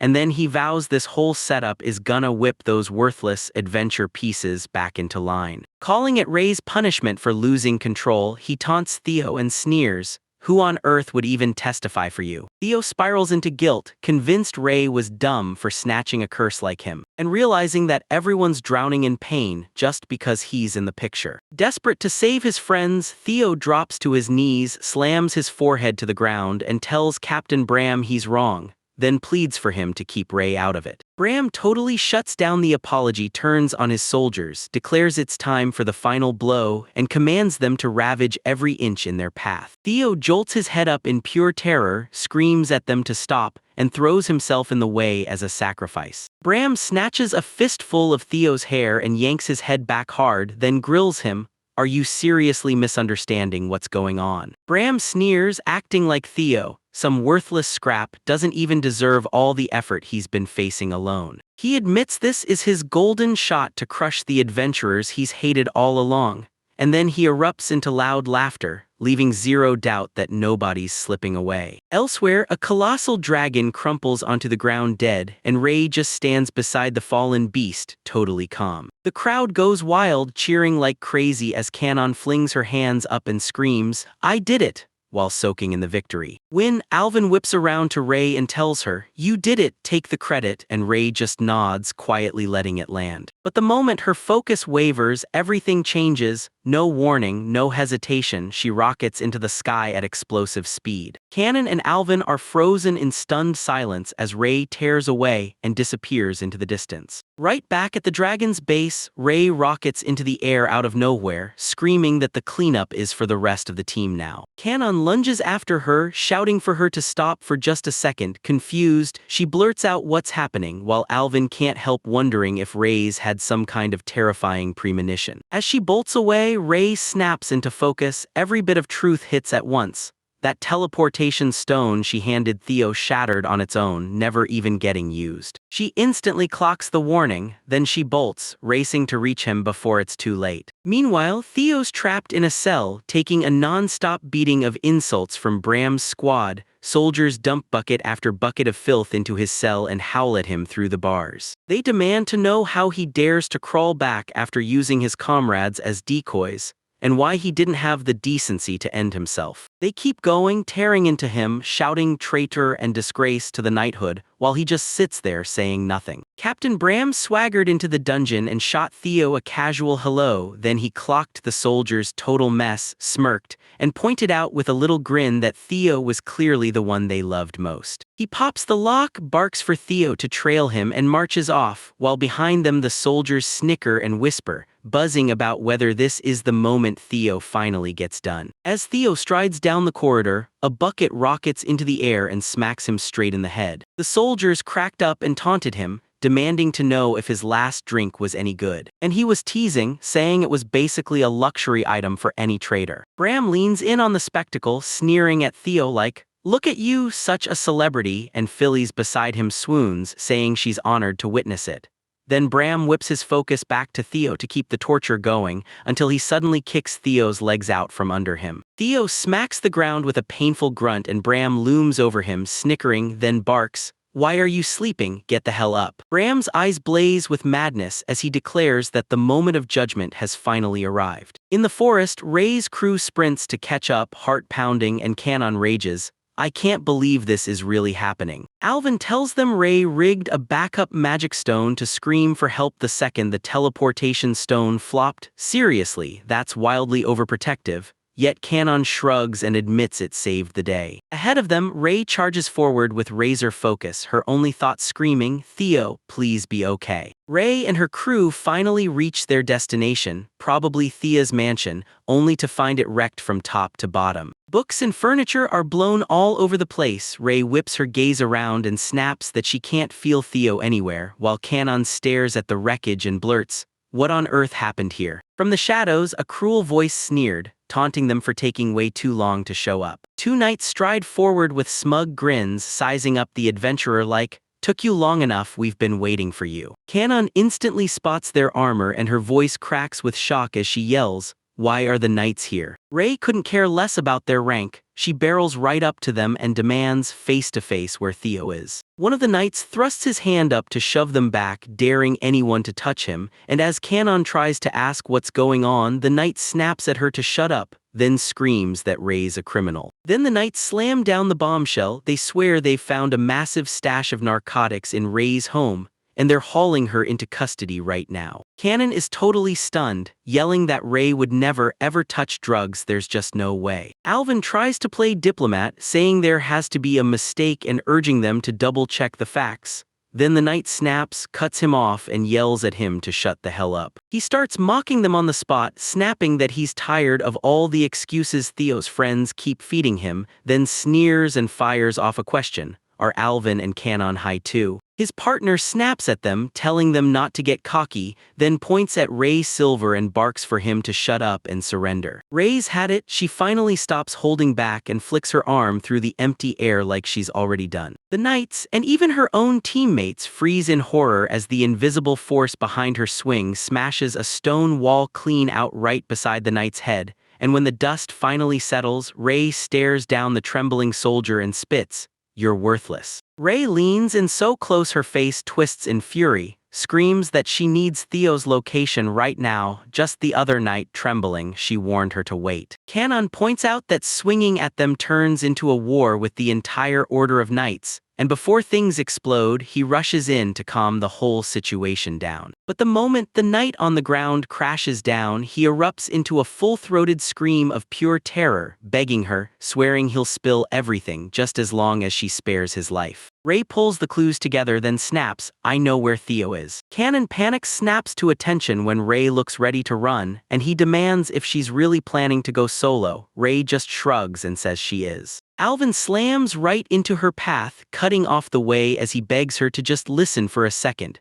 Then Ray whips around with a terrifying glare and snarls for him to move. Alvin strides forward like he's been waiting for this moment, jaw set, yelling that he's joining the rescue mission. Ray stares at him, completely baffled, but Alvin digs in deeper, insisting he owes that man for the hospitality. Kanon lunges in the second after she admits it. Yeah, she's obviously going to. She flashes Ray a sharp smile, making the S-rank adventurer remember one thing: she's not the only one who cares about Theo. Ray locks eyes with her two companions, the silence screaming in the air. Kanon leans in and asks if Ray's really okay with it, saying this is exactly what a family's for, and just like that, a bright smile flashes across Ray's face as she slips a simple note. No more stalling. Kanon shuts it down and snaps, "Let's go!" The whole team locks in together and she declares it's settled. Then, just the three of them, they rush to save him. Meanwhile, the camera swings to Theo. Then a blade slices through the rope, gagging him. A sword slams into the ground right in front of him, and Theo just sits there, frozen in pure terror, utterly lost. Towering over him, Captain Bram flashes a twisted grin, smugly bragging that he's the merciful one. Then he growls that this is Theo's final chance. Bram throws his arms wide, booms out that the trial by combat is officially underway. The crowd, probably Bram's own soldiers, erupts in savage chants, baying for blood as they scream at Theo to die and demand he step into a duel. Bram grins at the chaos he's unleashed, whips his gaze to Theo and goads him on, because this is exactly how it's meant to play out. Bram shouts Ferris's name, and Ferris is right there beside him. She wears pure indifference on her face, tells the captain she already heard him out, and says there's no need to drag her in for something he can handle however he wants. Theo freezes in shock as Bram steps right up to his ear, grinning and mocking him. Then Bram goes on about how Ferris is always like this and hits Theo with the question, "Doesn't it feel lonely?" Bram keeps the mind games going, insisting it's absolutely crucial that all three of them, Theo and Ferris included, are right there with him. He cackles with a wild grin, swearing this is the climax everyone has to witness. He shoves Theo into a corner with nowhere to run, grips the moment by the throat and demands a choice: grab the sword and fight, or just stand there and let them kill you. Theo's face snaps from fear to pure fire. He clamps his grip on the sword and snarls at Bram not to mess with him. Then he roars that he's not dying today, he'll fight and he'll win. He rips into a scream about not being Bram's puppet forever. Then he shouts the captain's name at the top of his lungs, swearing he'd declaw his way back alive just so he could reach Ray's side again. Bram stares at his sudden burst of defiance like it's annoying, asks what's got into him, and grumbles that seeing him all fired up is a total turnoff, while Farah in the background just shrugs and says she has no idea. Bram snaps, his face contorts into a brutal scowl as he spits out that he's had enough, and he says he's always despised that reckless, hot-blooded attitude, and then, boom, he barrels straight into the attack. Their blades slam together with a brutal roar, sparks exploding in every direction. Bram snarls through clenched effort, sick of this torment coming from some puny Theo, and he keeps barking at Theo to hurry up and die, over and over, while Theo fights to stay standing against the captain's crushing power, teeth bared, swearing he won't fall. Bram slammed his sword down with a furious curse, muttering that Theo should die, and in the collision, wham, a blade ripped free and flew into the air. Spotting a huge opening, Theo surges forward and roars that he's got him. Bram freezes in real surprise for one beat. Suddenly, Theo gets slammed backward by a brutal blast, crushing hard into the brick wall behind him. Bram stands there, totally unharmed, and wipes the sweat from his brow, then admits it was terrifyingly close, like he almost accidentally died back there. As Theo slumps against the wall, totally baffled and demanding answers, Bram shoots out a sarcastic apology, like he's daring Theo to believe it. He taunts Theo, screaming that they never had a shot, because the moment this began, it was already over. Bram drops the truth, an enchanted chain of light flashes across Theo's chest, and Bram grins like he's been steering everything the whole time.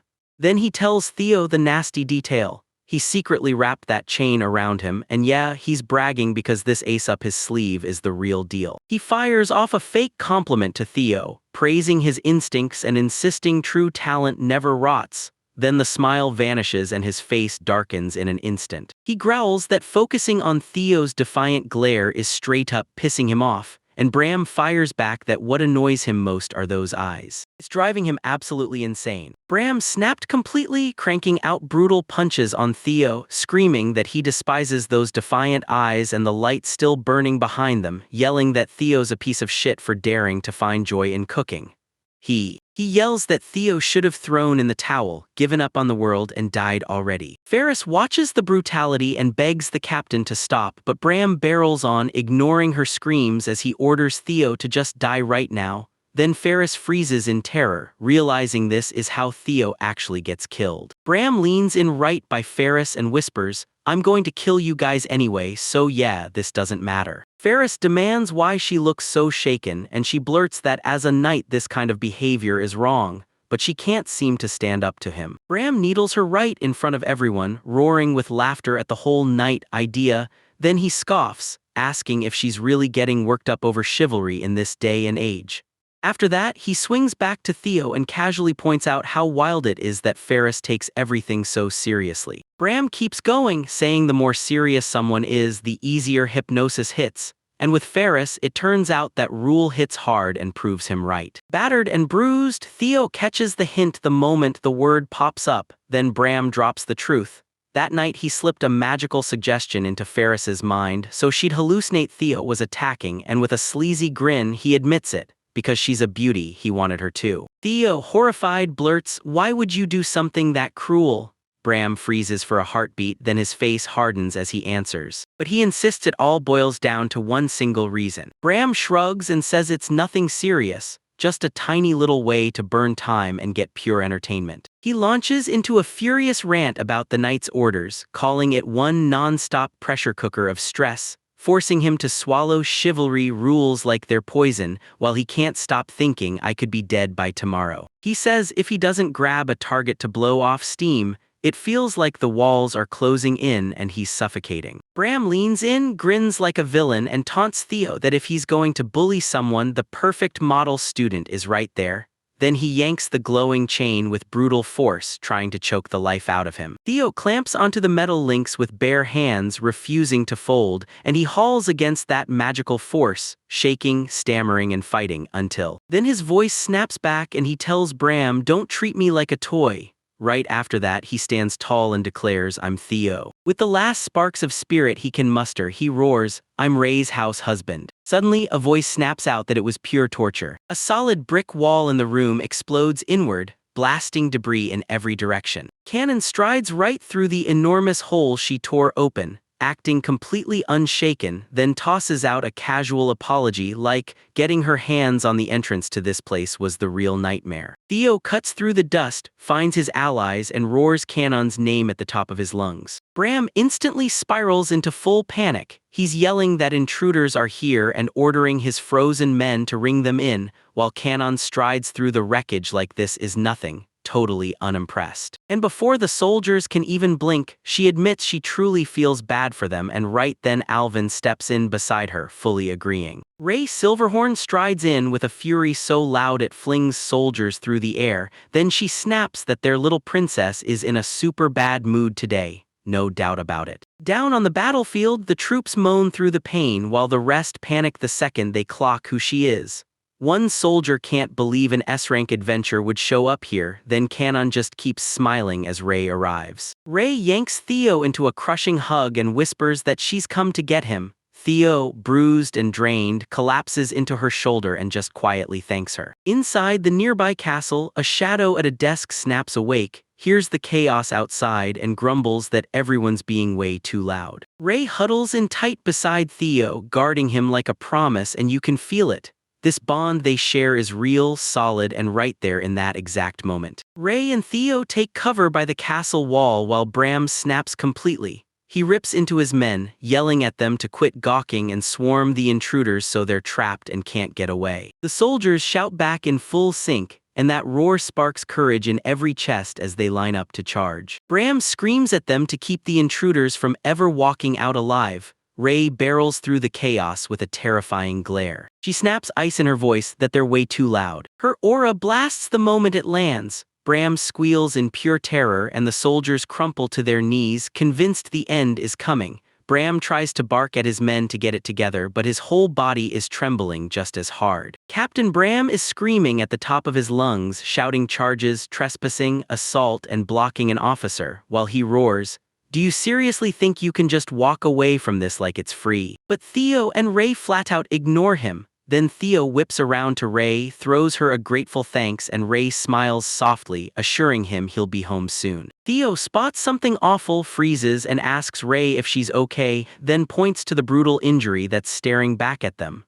Ray waves him off, insisting it's not as bad as it looks. Behind Bram, his face starts twitching like crazy as the truth hits. He realizes he's being watched and can't stop it. Bram gets completely ignored and finally, boom, something snaps inside him as he blasts out a screaming order. No one dares to ignore him again. The sheer amount shocks Theo, and Ray just squints like she's clocking every detail. Ray casually swatted Bram aside and bam, sent him flying backward until he slammed upside down into a heap of wooden crates. The soldiers just freeze, stunned, silent, and locked in place. Ray drops her hand and says, "That should keep the chaos quiet for a bit." The soldiers start whispering through pure terror, screaming that she's a monster after she blasts their captain back that far with effortless ease, and the whole troop spirals into chaos until a female knight finally steps forward. She lunges forward and screams at everyone to calm down, then admits Ray Silverhorn might be a no-go for a fight, but she snaps orders to grab the other intruders instead. She snaps and screams that letting them go would be a stain on the knights. No way it's happening, and the soldiers rally with her until Canon finally steps up. She snaps at the female knight, calling her Aqua, and tells her she's got some serious nerve for saying that. Canon grins and reminds them, "Technically, I'm an S-rank adventurer too." She hurls a colossal wave of fire magic, blasting a terrifying inferno straight at the soldiers. The soldiers yank back in a panic as the scorching heat crashes into them. She shoots one look and instantly clocks her as the flame demon, Canon.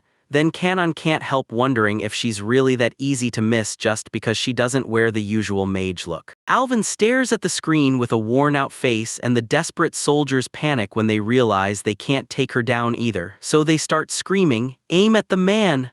And every shout points straight at Alvin. From the sidelines, Theo flashes a rice smile and straight-up clocks that Canon is pure power. Alvin surges into the chaos, cutting straight through the enemy ranks with razor-sharp precision. He steps up and introduces himself as an A-rank adventurer, then coolly tells the soldiers they won't beat him, because footmen like them stand no chance. Captain Bram is snapping at the seams as his men falter. He roars that the adventurers better back off, swearing they won't turn this battlefield into some kind of playground. Shaking with desperation, he roars orders to his squad, wipe out all 4 intruders and make them taste the real guts of the knights. As the skirmish finally stalls, Canon and Alvin trade stunned words, because those enemy soldiers somehow have the heart to hold out this long. But Ray's gaze is pinned to one target. She strides right past Theo, stares Bram down, and calls him out as the one who hurt him, then makes it crystal clear that just shoving him away earlier was nowhere near satisfying enough. She yanks her sword free, glares down the captain, and spits out that she'll never, ever forgive him. Ray locks eyes with him and swears it on her very soul. Then Bram, sweaty as hell, tries to keep his bravado while snickering at her for that cheesy line. Muttering under his breath, he swears that no matter what happens, he's still walking out on top in the end. With a wild, crazed glare burning in his eyes, Bram hurls himself at Ray and roars that bullying stops being fun unless the victim fights back. In a blink, Ray rockets in and intercepts his attack mid-swing. She speaks in a calm voice, but the truth hits hard. She cut his tendons to shut everything down for a while. Bram slammed into the ground, panic exploding as he realized his legs refused to move and he couldn't rise, while his soldiers scrambled, roaring questions at her, demanding to know what she did to their lord. And she's screaming at the top of her lungs, swearing this time she won't let her get away with it. Ray towers over the broken Captain Bram, ripping into him with a scorching lecture, and tells him that most adventurers live by their own souls, not by some dusty law book. Bram's sweating, utterly lost, and he blurts out, "What are you talking about right now?" Suddenly, Ray snaps back that he still doesn't get it. She lives by rules so brutal she'd have zero hesitation, zero guilt, and slice off his head right here and now. Still, she admits Bram is a man who actually walks under the law. So she flips the script. She'll judge him by those laws, not by her own rules. Meanwhile, Kanon takes control of Bram's squad and slides them a deal: spill the truth about what Bram did to Theo and they walk free. One soldier tries to act. Then he let out a hard scoff, swearing he'd never betray his comrades. Kanon doesn't buy it. She yanks him by the collar, sparks a flame in her hand, and growls, "So you've got guts, huh? Then prove it." Before he can blink, she threatens to roast him bit by bit as her special service. The soldier's bravado evaporates in a heartbeat, and he lets out a terrified shriek. Yeah, the intimidation lands perfectly, and he spills everything on the spot, admitting that it's exactly what Kanon has been suspecting all along. He drops the bombshell that 4 years back, it was Theo who attacked Feliz. It was Captain Bram, and he laid it all out. Bram had staged the whole trap just to corner Theo. Other soldiers shout at him to shut up, but the man's shattered. He can't even pretend anymore. He tells them it's all over now. Captain Bram is finished. Kanon thanks him for the testimony, and the surviving soldiers finally get it. This opponent is just too damn powerful for them to stand a chance. Kanon snaps at the shaking crowd, demanding to know if anyone else wants to step up and back that testimony. She tosses in a chilling, "By the way," just to mess with their nerves, and Kanon casually blurts out that the fire wall around them has been tightening for a while. Then she asks, "Did you feel it too? It's getting a little hot in here, right?" With a quick snap of her fingers, the pressure shatters right into nothing. The soldiers finally understood they were outmatched, spears clattered to the ground, and they threw in the towel for good. With the squad shattered, another soldier steps forward and confirms it. He says without doubt that Bram was the one who attacked Feliz. Bram roars at them, screaming, "Bastards!" But the soldier doesn't shut up. He keeps talking. He's sick of Bram's tyranny and violence for way too long, so he dumps every single crime on the table. Then reveals Bram gave the order to silence Theo and used him as bait for the dragon, pinned the comrades' deaths on Theo, and strutted off with all the glory. Bram's blood runs hot as his reputation crumbles. Then bam, voices suddenly shout Feliz, and Bram freezes dead in shock. Utter shock, because even after Captain Bram gets beaten, he's still raging on the sidelines, screaming orders, then snapping at Ferris and calling her a moron for just standing there. There, he rips into her, barking that she's the captain and ordering her to do her damn job. As Bram roars for her to cut everyone down, Ferris just freezes, trembling and stammering nonsense while the pressure crushes her. Faris claws her way back to the moment and blurts her full name, Faris, into the grass. With a sharp slip of resolve, she stakes her claim, knight and captain of the First Order, and declares she's got to fight. She shrieks a battle war cry, then rockets ahead, yelling she'll carve her opponent down to the last slice. The brawl ends in a blink. Aqua, the dark-haired knight, snatches Ferris's weapon away, then drives her down and twists her arm behind her back, pinning her hard. With Ferris totally pinned in place, Aqua drops her gaze and snaps coldly at her because she's just clocked the truth. It was Ferris who cornered Theo back then. Aqua won't back down. She presses hard, demanding to know if Ferris truly clocked the truth deep inside his bones. She demands how Ferris could watch Bram and Theo for years without a single doubt, and Aqua snaps back that she's just pretending not to see, trying to hide the truth. She kept blaming everything on Theo just to take the easy way out, and Theo stood right there stunned as the interrogation went on. Ferris finally completely broke down. Face down in the dirt, she sobs her heart out and pleads with Aqua, "Just do it, kill me." She keeps blurting sorry over and over, like she can't stop even when it hurts. Ferris tried to turn herself into an unfeeling doll to survive,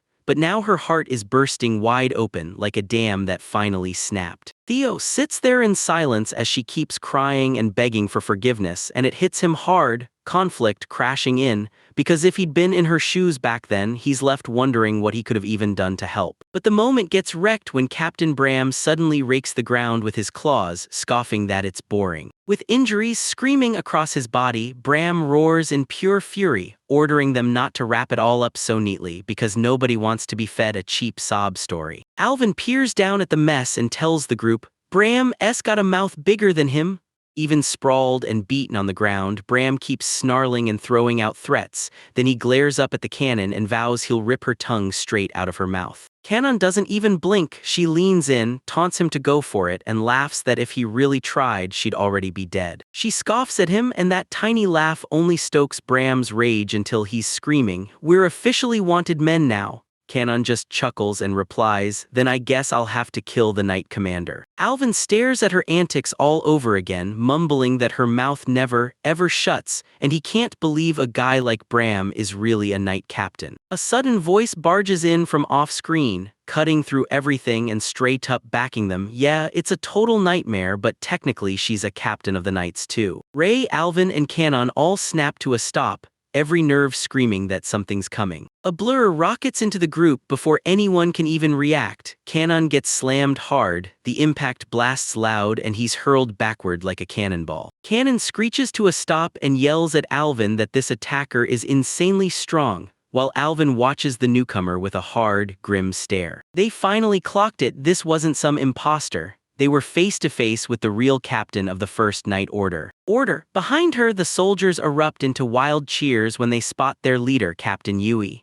She stands poised and graceful, quickly smoothing her dress, then tells them she's truly flattered by the welcome. Yui skips the pleasantries and rockets in behind Ray, slamming her sword in a deadly arc. Ray catches the hit from behind without even turning, sparks flying as steel crashes loud and sharp. Wildly, Ray stays calm and calls out how brutal it is to attack from behind like that, and Yui only lets out a tiny, breathy laugh. They both spring backward and sink, creating instant space between them. Ray squares up with her opponent, drops her blade just a little, and realizes this is where Yui has been hiding the whole time. Yui glances back with a gentle smile, but the moment she notices, as always, that Ray doesn't care about anyone else, her heart sinks. Her gaze turns razor-sharp as she brings up what she's always heard, those rumors about Ray. Then the conversation cuts off dead. Yui and Ray charge straight at each other, steel crashing as their swords lock tight and sparks explode into the air. Across their blades, they don't blink, just glare, teeth bared, locked in a brutal standoff. The S-rank adventurer and the knight captain have reached a deadlock. Ray and Yui are locked in a blazing, high-speed duel, their blades smashing together with raw impact.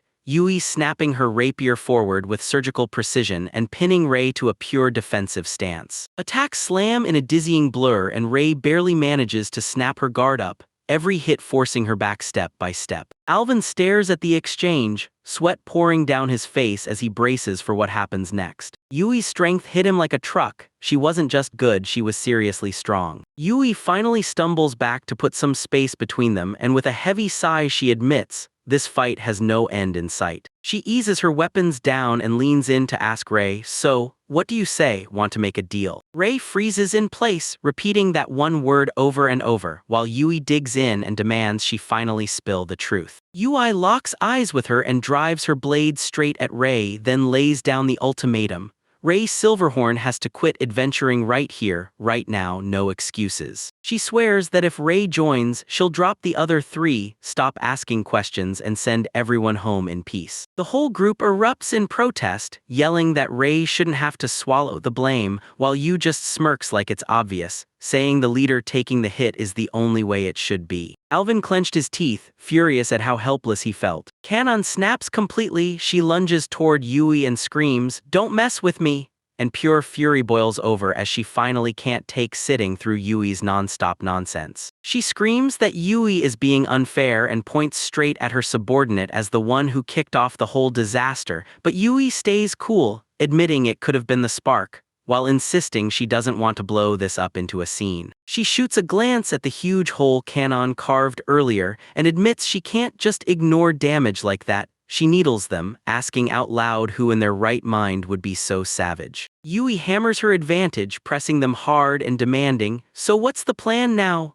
Then she smirks and pitches it like a deal, just toss one adventurer's license and the whole mess gets settled. With Bram sprawled, defeated on the floor, she realizes one thing fast. Someone has to own how this mess exploded so badly. She locks eyes with Theo and tells him it still counts, even if they did it all to protect someone they love. Ray locks eyes with Yui and demands a swear, "Tell me, right now." If Yui walks away, she's got to promise she'll never touch Theo again. Yui grins and nods, saying the Knight's order has officially declared the man dead, so the Theo standing right there is just a civilian who shares the same name. Canon Panic is screaming at Ray not to sign the deal, but Ray just grins, turns right back around and tells them, "Get out of there together." Alvin screams her name in pure desperation, but Ray shuts her eyes, accepts the deal without a fight, and the second she says, "All right," Ray slams the brakes and rips off a massive U-turn. Deal. She locks eyes with Yui, then drops her apology and declares, straight up, that quitting isn't even possible. Alvin, Theo, and Canon are all just standing there with their mouths hanging open, absolutely reeling from the whiplash. Yui's sweating through her nerves and stammering like crazy, asking if Ray really gets what's going on. Ray snaps back that she understands, but Yui still can't pull off what Yui's demanding. Yui scrambles to understand it, asking how Ray plans to take responsibility when she refuses to stop, and Ray cuts her off with a blunt. They simply can't take responsibility. Then Yui fires back, "So you're okay getting caught?" And Ray admits that would be pretty tough. Canon bolts in, panicked over Theo's fate, but Ray snaps her back. Yui already confirmed he's being handled like he's dead. Yui can't believe the logic. She blurts that Ray can't seriously plan to pay zero cost and just stroll home like she's coming back from some casual shopping spree. Ray grins bright and cheerful and flat out says, "Nope." Hope sees Yui getting nowhere and finally lets out a heavy sigh like the fight's slipping away. Yui throws up her hands and admits she has no choice. This time, she's got to let it slide. She swings around to Ray and says she's always been stubborn like this, calling her Ray-wan-sama. Theo laughs nervously until his brain finally catches up, and then he stops dead, shouting "Asama." He's totally stunned when it finally clicks. Turns out they're sisters. Yui suddenly realizes she never properly introduced herself, so she blazes out, "I'm Yui Silverhorn and I'm Ray's biological sister." Theo finally gets it. This is why the Knight Captain is absurdly, terrifyingly strong. It's in the family. Yui tells Ray she needs to show up at their family home once in a while, since her father can't stop wishing he could finally lay eyes on her. But her smile drops and her face turns stone-cold serious, like she's about to tackle the real problem.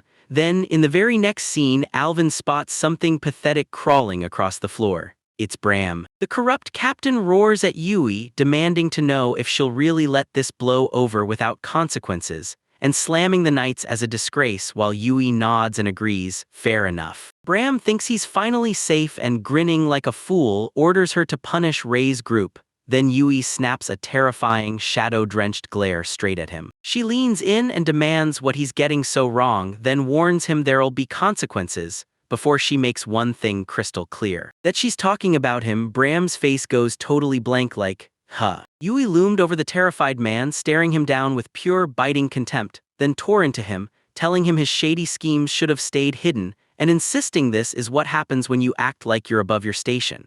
She rattled off every failure, from his misdeeds getting exposed to the fort getting raided, and called the whole thing a total colossal blunder. She calls out that his incompetence caused such a massive disturbance that even the commander had to step out personally. She asks if he really thinks he's a big shot, then warns him, real fast, he's about to feel the heavy cost of wasting her time. Bram crawls on the dirt, sobbing for forgiveness, but Yui isn't buying a single word. She snaps at him, digs in like, what kind of answer is that for a captain? Then rips him apart for having zero sense of responsibility, only caring about himself. With a stone-cold, deadpan face, she shrugs and bluntly admits she's got zero sense of responsibility. She only took the job because her father ordered her to, and she doesn't care about anything else. Theo watches it all unfold, thinking, man, dealing with her is gonna be brutal. And he can't help but feel a little sympathy for the poor guy. Yui whips her gaze to Theo and blurts, I've got a question for you. Yui leans in and grills Theo, What does he want when it comes to Bram's punishment? Punishment hits, and the second Bram spots a chance, he drops to his knees and grovels at Theo, begging for forgiveness and admitting he was dead wrong. He tries to twist the whole thing, urging them to act like nothing happened and head home together like friends. And when Theo looks down at the desperate man, coldness hardens across his face. He tells Bram through clenched teeth that he'll never forgive him, no matter what happens. Bram's mood flips the moment Theo rejects him. Rage erupts as Bram screams, calling Theo a bastard and hurling a warning.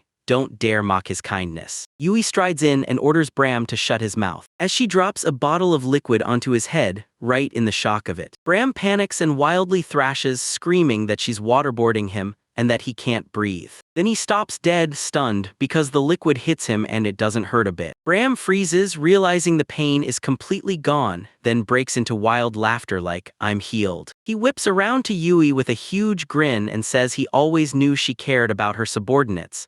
And before the words even land, Yui snaps her sword up and points it at him, telling him, with ice-calm certainty, that if he takes one more step she'll slice him down. Kanon glares with pure disgust and tells Bram he's the lowest scum alive, while Yui quietly wonders if wiping him out would even be a problem. Yui slams the hammer down and declares that Bram is now a criminal slave, just like she said, because they only healed him so he'd stay strong enough to work. Bram's expression suddenly goes stone cold as those words hit him. Words Theo grins telling him. Bram crumples in panic, screaming for mercy and pleading for any other fate, but Yui coldly shuts him down. Her decision is final. Right next to them, Ray leans in and asks Theo what a criminal slave even is, and Theo spits the truth. It's a punishment for sins so heavy they feel worse than death. The narration keeps dragging you through a living nightmare.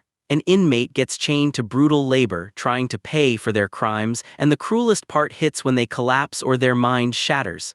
The system forces them back into perfect health just so they can keep working until that debt is finally wiped out. Yui beams and waves him off, urging him to give it everything, while Bram's terrified scream erupts as magic swallows him whole. Bram finally bursts into one last terrified scream as the magic swallows him whole, hauling him off to his punishment and sealing the chaos he started. Theo locks onto where the man disappeared, eyes blazing like a warning in his mind.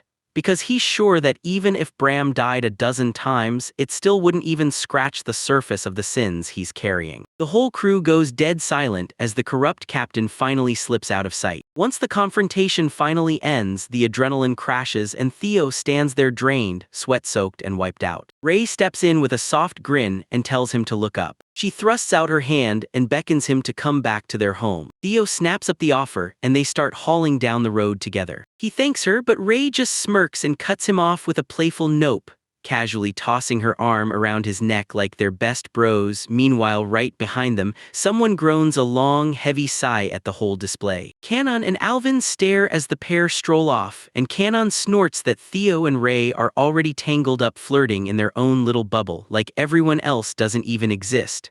Alvin nods and says it's a total drag, not worth the effort. Hearing that, Theo frantically whips around and yells that it's a massive misunderstanding and that he's grateful too. Kanon just waves him off, totally dismissing it. But when Theo whips around, a strange sight on the ground snaps his attention in seconds. It's Ferris. She's crumpled on the ground, pounding her head into the stone and screaming apologies again and again. Kanon glares at her, snapping that she won't take a hint, and Alvin immediately steps up like, I'll go tell her off for you. Theo snaps, leave it alone, and they're forced to back off. Kanon labels him too soft, but Theo snaps back and shuts her down. He tells her this isn't about being weak. He's stepping away because there's literally nothing he can do for her. As they march past the sobbing woman, Theo leans in and tells Ray that salvation is nothing but cheap trash, because in his eyes, nobody saves you but you. They burst out through a huge hole ripped in the wall, and just like that, they leave the whole scene behind them. Alone amid the wreckage, Yui watches them vanish into the distance, and under her breath she admits the whole thing was nothing short of a total disaster. At the wall, Yui stands side by side with her vice captain, Shilty, and the guy practically reeks of stress. Out! He grabbed Yui's attention, demanded to know if she was truly okay, and then snapped a warning that letting Theo's group slip away like that could spell trouble,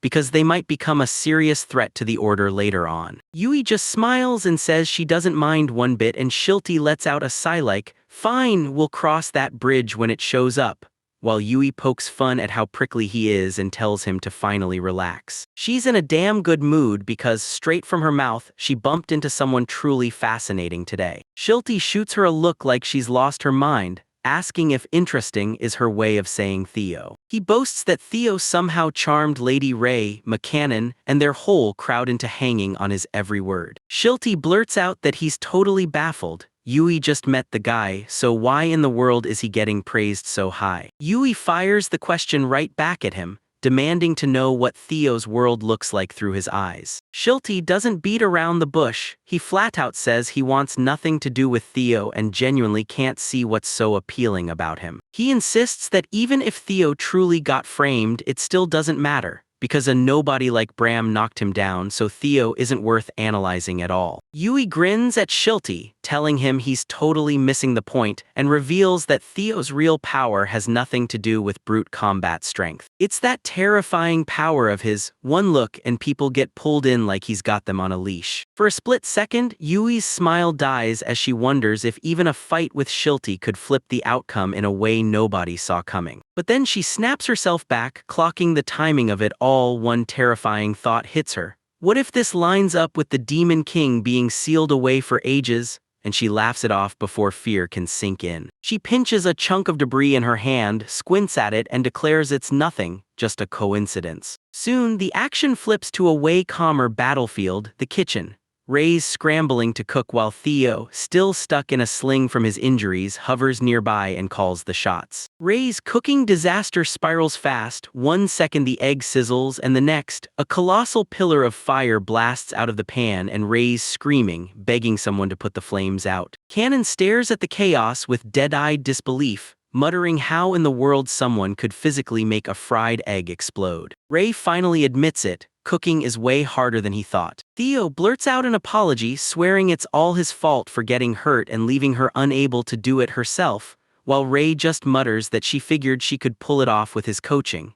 Cannon can't even stand it and practically begs them to just order takeout. As the chaos finally fades, the tale yanks us right back into the past. Way back. The whole tale kicks off with a legend whispered from ages ago. It's about a woman whose magic was so terrifyingly powerful that even monsters couldn't help but fall in love with her. Soon enough, she conquered half the world, and before anyone knew it, people started calling her the Demon Lord. Then one day, the ones who refused her rule finally showed up, and the truth hit hard. This Demon Lord was actually human. The war between humans and monsters raged for an eternity. Then, out of nowhere, one lone being was born among the humans, and everything started to shift. Right in front of the power of justice, the hero brought down the Demon King, and the evil was trapped, forcing him into a long, brutal downfall. A heavy, frozen slumber, trapped and sealed inside a monstrous crystal. A book suddenly slams shut with a thunderous thud, right where a young noble girl with long twintails is sitting beneath a tree. And she lets out this huge, dragging sigh, practically yelling that the story is painfully boring. Lady Tururu marched up to her butler Alba and snapped that he didn't need to read it out loud.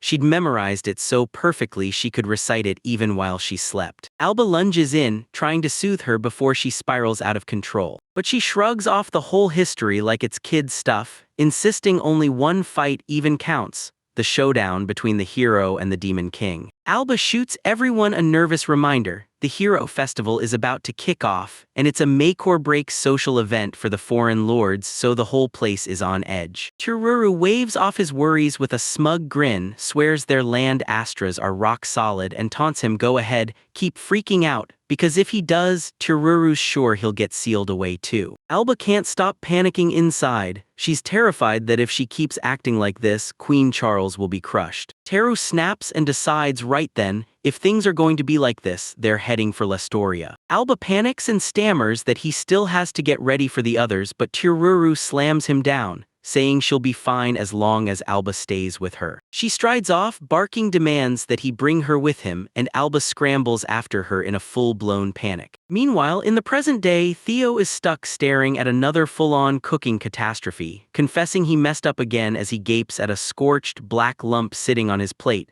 Alvin, face twisted with disgust, snaps that Theo should be the one to swallow that mess himself. Soon, the story jumps to the mansion's dining room where Knight Commander Yui has just shown up out of nowhere, and Theo can't help but fidget as he blurts out what on earth brought her here so suddenly. After Yui finishes her meal and the cup of tea, she flashes him a polite smile and thanks him, calling the tea and the food absolutely delicious. Theo's flustered to the core from the visit, but she thanks Yui anyway and assumes this is about business. Until he says, "If you're here for Rei, she's out hunting right now," and Yui just shakes her head, making it crystal clear she didn't come for Rei today. Yui shoots it straight. She's here for business with Master Theo, not Lady Rei. Theo blinks, utterly confused, pointing at himself, but Yui shoots right back. Yeah, that's it. She drops a specific job request and tells him it's exactly what she wants. Then Theo blurts out, "Wait, you mean work?" Yui says the Hero Festival is almost here, and Theo immediately cuts in.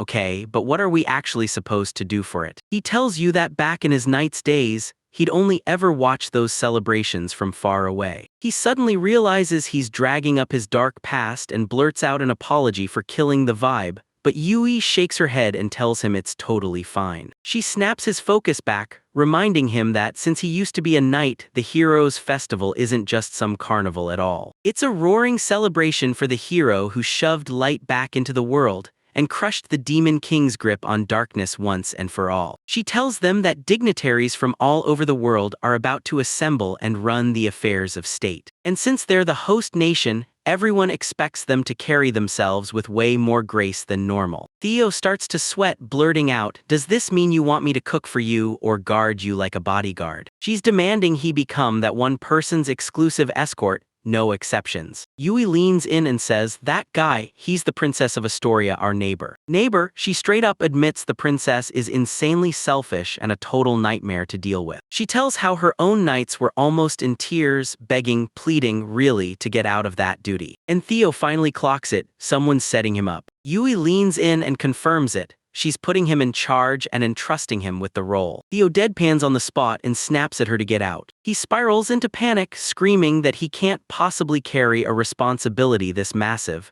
because he's just an ordinary guy, while Yui slams him for being way too modest. She leans in and says Rei Silverhorn, the strongest adventurer ever to crack her defenses, was the only human who truly got through to her, and she's sure he's got a rare talent for opening hearts. Commander Yui slams the terms of the offer on the table, telling Theo he can't keep limping on that injured arm forever, then hits him with one brutal question. What's he think about living that way permanently? It's basically an ultimatum disguised as a job. Back at the house, the crew huddles up, firing questions about the proposed plan. Rei slams it shut on the spot, refusing to let Theo march into that deadly job. Theo starts to lean in, ready to shut it down, then Kanon bursts in with pure, unstoppable excitement. She swears that magical healing for Theo's arm is a godsend, because with monster outbreaks raging, potions are almost impossible to get. Rei tries to scold her, but Kanon cuts in and says Theo can't even cook right in his current state, so if the job smells fishy, the payout is still too good to ignore. Rei tears right through Kanon's logic and calls out the real truth. Kanon just wants to sit down for an actual, real meal again. Kanon panics and tries to deny it, but she finally breaks and admits she's sick of convenience store snacks and wants a real, hearty dinner, while Rei can't help but smirk because he's right about Kanon's sneaky, full-on glutton motives. But Theo blurts it out. He admits Kanon's right, because living with one arm is hitting way harder than he ever expected. It doesn't jump on this right away. She's shouting like, "I told you so!" Rei's shoulders drop, her face softens, and she goes straight to Theo, asking what he wants to do no matter what the others think. Theo pauses for a beat, then clocks the truth. Commander Yui didn't exactly give off bad person energy. And deep down, he's desperate to get back to cooking great food for Rei and the crew. Then he tells Rei straight up that he thinks he's finally ready to take the job. Rei nods without hesitation and makes it crystal clear. If he's made his choice, then that's exactly where he needs to go. Soon as they hit the grand hall, Yui's waiting there. She beams and welcomes Theo. Looking genuinely stunned, he couldn't believe he'd made it here so fast to take the position. Theo steels himself to speak, but Yui suddenly spots the two figures lurking behind him. Her eyes flare wide as she finally clocks who Theo hauled in as his entourage. Yui can't hide his amused grin as two S-rank adventurers get treated like nothing more than mere escorts. She snaps her eyes to the silver princess, grins, and admits she's already happy just because she actually showed up, calling her Ryu and Asama like they're old friends. Ria shoots back coldly that she didn't come here just to see Yui, and Yui teases her for it until Ria barrels straight into business.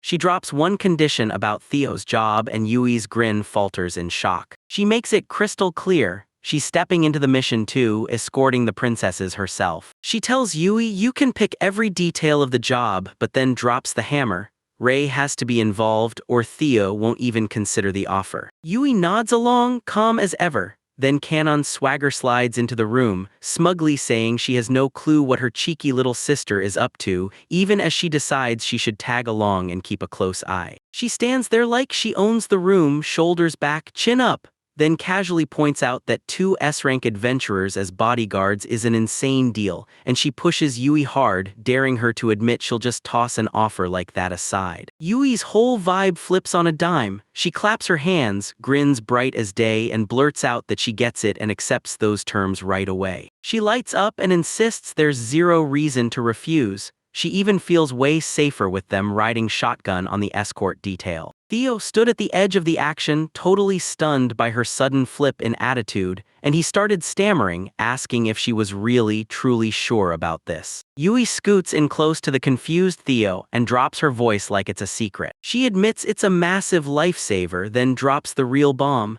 She just landed the strongest bodyguards she could possibly get. She leans in and murmurs, "Remember, I told you I've already got a plan." She tells them that every single person who'd been in the running for the princess's guard detail was already whining about it. Yui's perfectly locked onto the solution, and with a dangerously sweet smile, she keeps explaining her reasoning like it's the most natural thing in the world. She says, if I handed this to the regular knights and something went sideways, I'd be stuck cleaning up the mess, and my workload would explode. Theo snaps into clarity, eyes wide in disbelief, because he finally realizes she didn't just stumble into it, she set him up. He calls her out, saying she planned the whole trap from the very beginning just to reel the girls in, and Yui flashes innocent innocence like she has nothing to do with it. She insists she only asked Theo herself, then she makes it crystal clear the girls chose to join purely by their own will. Still, Yui got exactly what she came for, so she spun around to leave. Then she thanked Theo, saying that thanks to him, a real headache had finally been dealt with. As she strides away, she flicks a sharp look over her shoulder, wondering how far this man's power truly reaches. Then she calls after him, using full respect, Lord Theo, and shoots a grin, asking if they're ready to hit the road. The crew strides through a lush, jaw-dropping garden packed with intricate details, all leading right up to a gleaming white gazebo. Yui can't stop praising the garden's beauty and Theo nods along, but he mutters that after 3 days it fades into nothing more than background scenery. Theo glanced around at the wild greenery and couldn't help but marvel. Yui then told him the truth. The sensei they're about to meet is the last person who still cares enough to protect this place. Theo, now strapped in a sling, blurts to Yui, "Aren't you supposed to be on duty escorting the princess?" Yui tells everyone the princess still hasn't shown up. And most importantly, they've gotta fix his arm first. She says it cold as ice. The real work doesn't start until he's healed. Theo doesn't hesitate, he agrees with her logic. They come to a wooden door plastered in hanging herbs, and Yui grins as she introduces the place. Master Fritz the magician's room. Inside a cozy greenhouse room, plants and books crowd the air like the world's most secret library. Theo snapped his head around and demanded if the magician was really there, and Yui shot back that, yeah, he should be. She calls out for Professor Fritz, and when he doesn't answer, she turns up the volume, screaming his name even louder. Out of nowhere, a dark shadow streaks through the leaves. Then a hooded figure snaps into place behind Yui and clamps both hands on her chest, ranting that she's way too loud even though I heard you the first time. She bulldozes right past Yui's boundaries, grabs at her, and smugly comments that her body is still as great as ever, while Yui, fighting to stay professional even as she's getting overwhelmed, snaps that she brought someone she really wanted her master to meet today. The hooded figure snaps their gaze to Kanon and asks if Yui is pointing at the big-chested woman standing right there. Feeling Kanon's vibe, the figure leans in and asks if she can squeeze her chest just a bit. Kanon shuts it down instantly with a hard, no-nonsense refusal. Yui steps in, spots Kanon as her sister, and snaps at the figure she calls Momiai-sensei that she won't stand for rudeness. Then the figure lets out a heavy sigh, grumbles that everyone's so stingy, and asks who the guest even is. When Yui jabs a finger at Theo, the figure freezes, then gasps to see it's a man. She recoils in disgust, blurting out that she truly hates men, and yanks her hood off in a rage. The figure snaps into focus as a woman with glasses and braids, dressed far too boldly.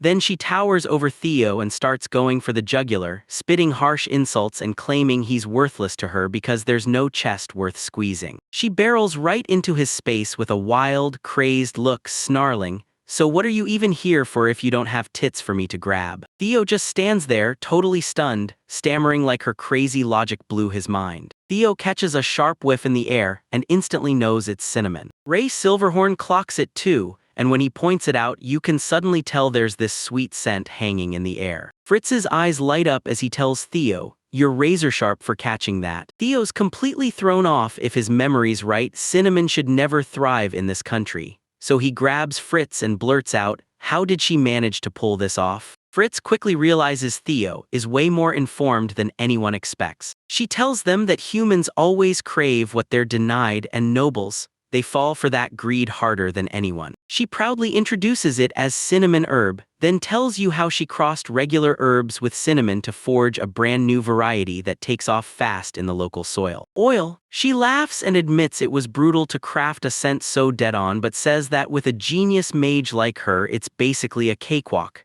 Theo gapes at the plant and blurts out that it's amazing. Theo practically vibrates with excitement. Once he realizes he has this cinnamon herb, he can whip up so many more kinds of dishes. Ray blurts out that it means she can go on a full-on feast, and Theo shoots back, "Not just food." He breaks it down like this: "Sure, cinnamon usually lives in desserts, but stir it into a sweet, hot drink and it turns your whole cup into something way more amazing." Thanks. Then her stomach growls loud enough to shake the room, and she snaps at him to hurry up and whip something together, so Theo starts cooking up ideas on the spot. While they trade recipes, Fritz hangs in the background, stiff and awkward, getting ignored so hard she blurts out apologies under her breath, even though none of it is really her fault. Fritz cuts him off with a quick "nice," then pivots and demands, "So what's your name anyway?" He shoots back, "My name's Theo." Fritz doesn't even pause. She snaps at him to follow her, and Theo just stares, baffled, asking where in the world they're headed. Fritz whips around and asks what's wrong, and it jolts Theo that he's here to get his injuries treated. Theo snaps out of his daze and blurts, "Of course," then rushes to go. They stop at a wooden door and Theo leans in, demanding, "Where are we?" Fritz just blurts out, "We're in her room," like it's the only truth that matters. Theo leans in and demands to know if she's really going to treat him right here in the room. She nods and shuts the question down. Her magic is a trade secret, and the moment the words hit, a dark, swirling ball of energy starts to churn in her hand. Fritz snaps, reminding him she's a magic user after all, and Theo's eyes widen in shock as he finally realizes the energy pouring out of her is healing magic. He blurts that he's heard healing magic is insanely hard, and Fritz nods, saying yep, he's exactly right. She lifts that swirling magic like it's nothing, flashes a confident grin, and declares, "That's exactly why everyone calls me a genius mage." Fritz completes her spell, and a cozy burst of light wraps around Theo's hand. As the light dies out, Theo stares down in pure shock. His injury is totally gone. Theo grips the herb jar, quizzing if she's really sure. After all, she already patched up his injuries and now she's handing him supplies too. Fritz waves it off, insisting she can just grow more herbs anytime she wants. Then she stands tall and drops her condition with total confidence. If he's gonna whip up something tasty with those herbs, he'd better share it with her too. Theo wastes no time. He blurts out, "Absolutely, I'll do it." Suddenly the door explodes open, and a guard stumbles in, words tripping over each other as he blurts out that it's an emergency. Ray lets out a weary sigh, muttering that it's just one visitor after another today, and the panicked guard blurts for Lord Theo. When Theo steps forward and confirms it's him, the guard tumbles into non-stop apologies, saying he was only sent by Captain Yui's orders. Theo's jaw drops when he hears it, the Princess of Astras has just arrived, and they've left this royal VIP hanging. Canon Ray's S-rank adventure buddy is freaking out in the background, screaming that she has to get ready right now. The story cuts to the reception room. Princess Tururu is already barking orders, grumbling that the chair is too hard, then demanding it be replaced on the spot. Canon, now dressed in a maid outfit to help, can't believe how insane this girl is. Tururu keeps up her furious rant, demanding to know why they haven't brought her tea yet and calling out their hospitality like it's been totally unacceptable. Canon leans in and hisses in a whisper at Alvin, demanding to know if this brat even knows who she is. Then she snaps on a sweet, polite smile and tells the princess she'll bring tea right away. Canon pours herself a cup of tea, convinced this girl is somehow even more outrageous than she'd imagined. Then the girl smiles and says, "Go on, help yourself." Tururu takes one sip and snaps at Canon right away, calling her clumsy and launching into a furious lecture about how someone like her wouldn't survive in Astros. Canon snaps, dismissing the moment with a snide, yeah, so what is it?"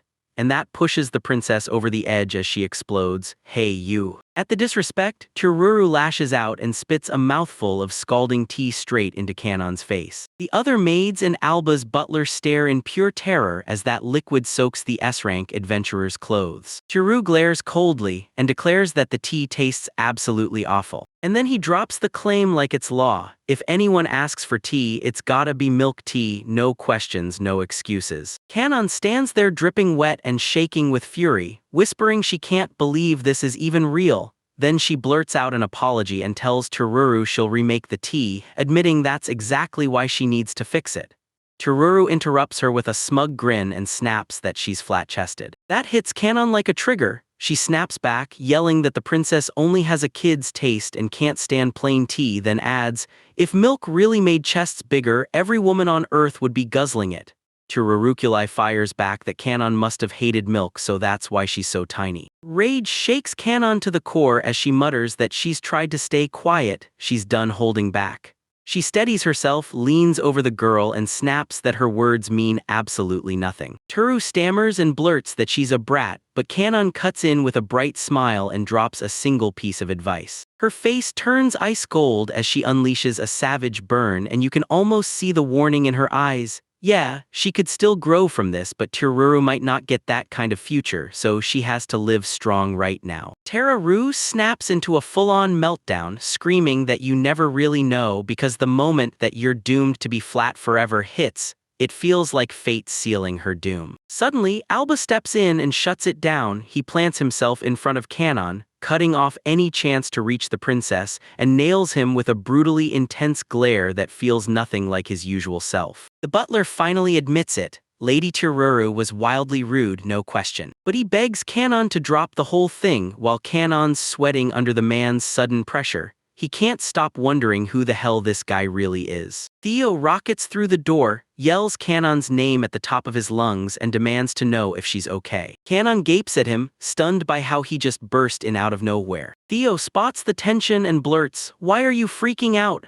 Then instantly realizes the mistake he just made. He panics, scrambles to correct himself, and quickly asks if she said something rude to the princess. Canon stares at herself in utter shock and screams that she's the real victim. Then Tururu snaps for everyone to shut up, screaming that they've finally reached royalty right in front of them. She keeps firing off a full-on tirade, swearing she'll file an official protest against the country over how she's being treated, and Theo blurts out a shaky apology, trying to calm things down before they explode. Alba dips into a deep bow, throws out his own apologies, and insists Lady Tururu is just worn out from that grueling long journey. Tururu snaps at him right away. She tells him to shut up and insists she's not tired, even as her outburst flares and she ignores it. Alba leans in and softly tells Theo that Lady Tururu can't resist sweet treats, while the princess keeps snapping at her butler, ordering him not to make decisions on his own. With Alba's hint burning in his ears, Theo mutters under his breath, smiling like it's about to get sweet. He barrels straight into the kitchen, stunned, thinking he never not ever thought this moment would hit this fast. He yanks out the jar of herbs Professor Fritz gave him earlier, and his eyes widen, because the moment to whip up that special dish is here,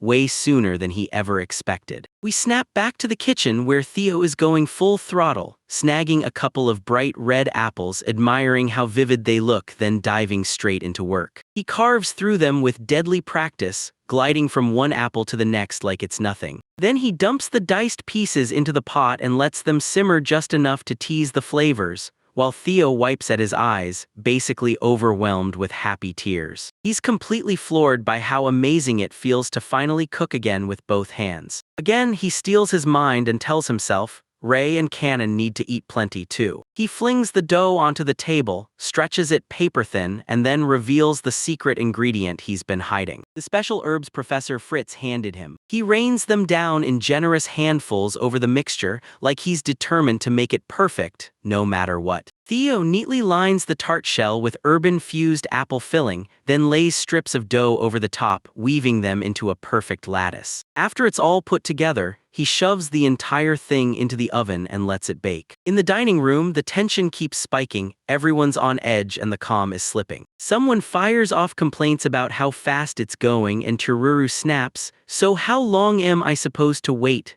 while the Theo guy keeps yelling that she's starving. Ray admits he's moving way too slow, but Cannon suddenly clocks something. If he's taking this long, it can only mean he's cooking up that exact dish. Alba watches the two adventurers, nerves jangling because their knowing smirks don't just look cocky, they creep her out bad. Creepy as hell, then Theo slips in, apologizing for the delay, and Cannon snaps at him right away for showing up late. Tururu stood there, utterly lost, and blurting out what in the world he just brought himself into. Theo shoves the cart ahead and tells you the baking just needed a little more time. He slides a massive pastry onto the table and hypes it up like it's their legendary apple pie special. As the scent drifts through the room, Ray snags a whiff and blurts out that it smells exactly the same as it did before. Theo lit up because she finally spotted the secret ingredient, and he slid a mint-garnished slice of pie right in front of Lady Tururu, then urged her to take a bite. She tries to keep that snobby, high-end mighty act going, stuttering that she's super picky about flavors, then one bite hits and her eyes go wide. Next thing you know, she totally crumbles, breaks her composure, and blurts out, "It's delicious." Theo springs into action, pours her tea, and tells her to drink it straight this time, no lingering. Tururu tries to object, she stammers, insisting she always drinks milk tea, but Theo refuses to budge, he insists on serving it black. Tururu takes one bite of the pie and her eyes explode with sparkle as she blurts out, "It's absolutely delicious." Theo flashes a grin and spills his plan. He says the pie's sweetness is there to knock the bitterness out of the tea, so all you're left with is that crisp, clean aftertaste. He adds that even flavors she usually wouldn't touch can turn into something she ends up loving. Strike it right and you unlock the path to getting rich and living the good life. And swears the next pie is gonna blow everything out of the water. Tururu just stares at him, utterly speechless from the shock of it. Meanwhile, Cannon and Ray tuned the lecture out completely and dove into their pie like it was the main event. Theo spots it and beams, telling everyone to just dig in and enjoy the food.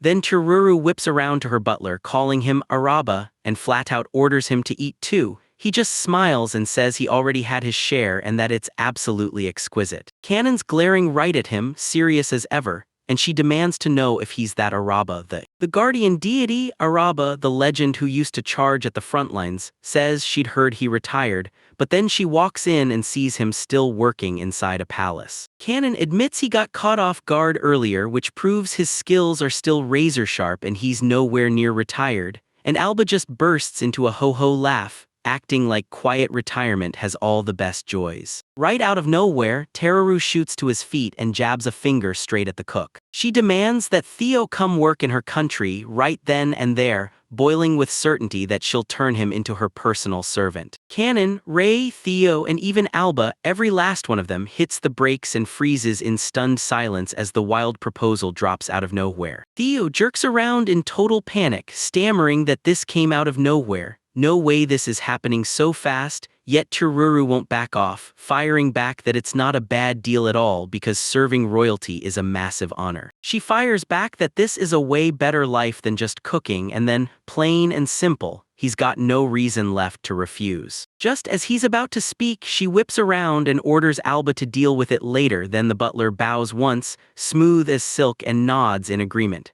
She tells Theo to show up at Astra's place after the hero festival ends. Theo finally finds his courage and politely cuts in, thanking her for the offer. Then he drops his gaze and declares with iron certainty that he won't accept it, no matter what. Leaving Tururu completely stunned, she shoots back, offended and furious, asking if he's really turning down her invitation and whether he truly cares that much about this one specific castle. Theo keeps it cool as he tells her no, that's not it.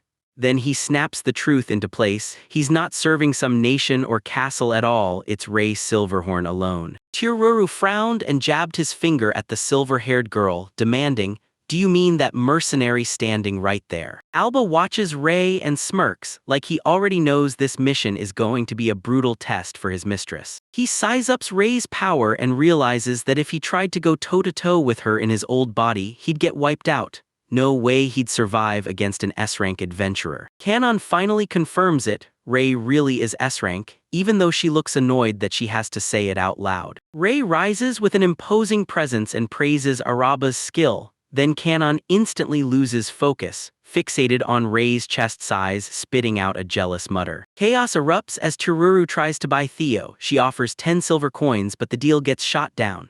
Kanon flips out, screaming that she's an S-rank too, ranting that nobody should judge people by their chest size and totally missing the point. Tururu panics and ups the bid to gold, but Ray cuts her off in an instant with a sharp wrong.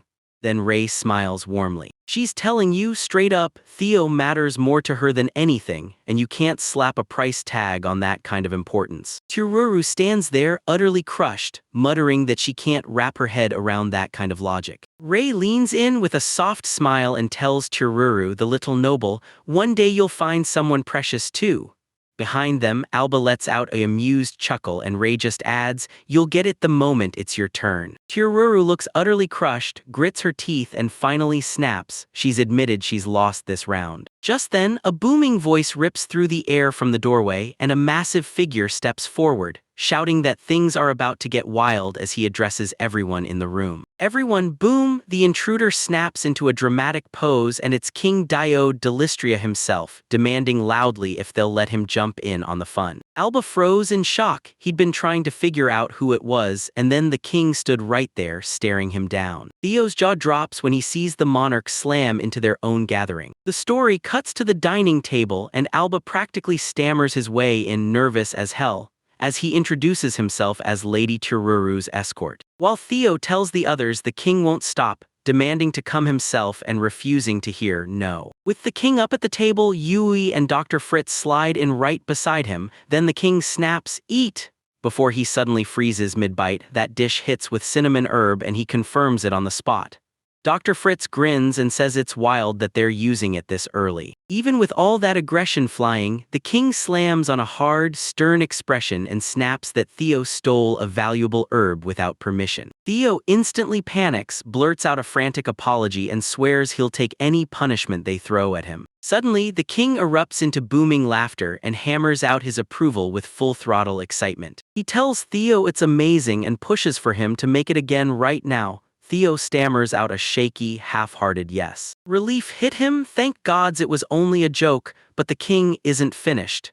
He grumbles that he's hungry again and demands something hearty since they're already eating, and Theo panics, yelling that he'll whip something up right now. Then Ray cuts in, snapping that she wants in on the food too because she hasn't gotten enough either, and Theo's left there pleading, telling them to wait just 1 second as the orders keep piling up. Later on, out in town, festival prep is already in full swing. Crates roll in, lights flicker on, and everyone's scrambling to get ready. 2 workers plop onto a scaffold and grab a quick break, and it looks like they'll pull off everything just in time. One of the workers leans in and asks his buddy if he's heard the rumor buzzing around, and the other guy dodges it like, "What rumors? Which ones are you talking about?" The first worker strikes and throws the bomb.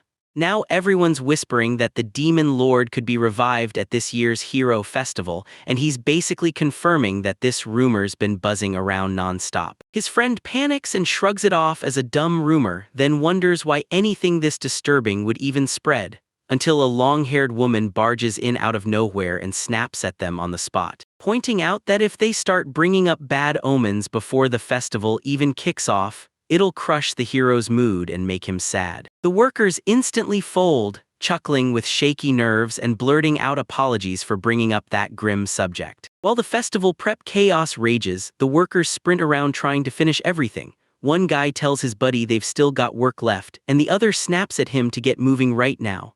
Off to the side, the long-haired woman from before watches from the shadows, lets out a heavy sigh at their non-stop bickering, then lifts her eyes to the starry sky. She mulls it over in her head. Heroes and demon lords are just fairy tales, right? But this festival tugs at her heart like it means something. Nobody knows it yet, but that sealed demon lord from the far-off past is starting to wake up under the ground, slowly and dangerously. The story slams into the city streets. Every inch is jammed with people for the festival. Theo and Lady Tururu weave through the roaring crowd, and Tururu is practically glowing with excitement, while Theo scrambles along, panicking and sweating buckets, trying to keep up before he falls behind. Tururu spins around with a massive grin and shouts for everyone to hurry up and move already. Theo keeps moving, but his mind keeps screaming, "Why did it end up like this?"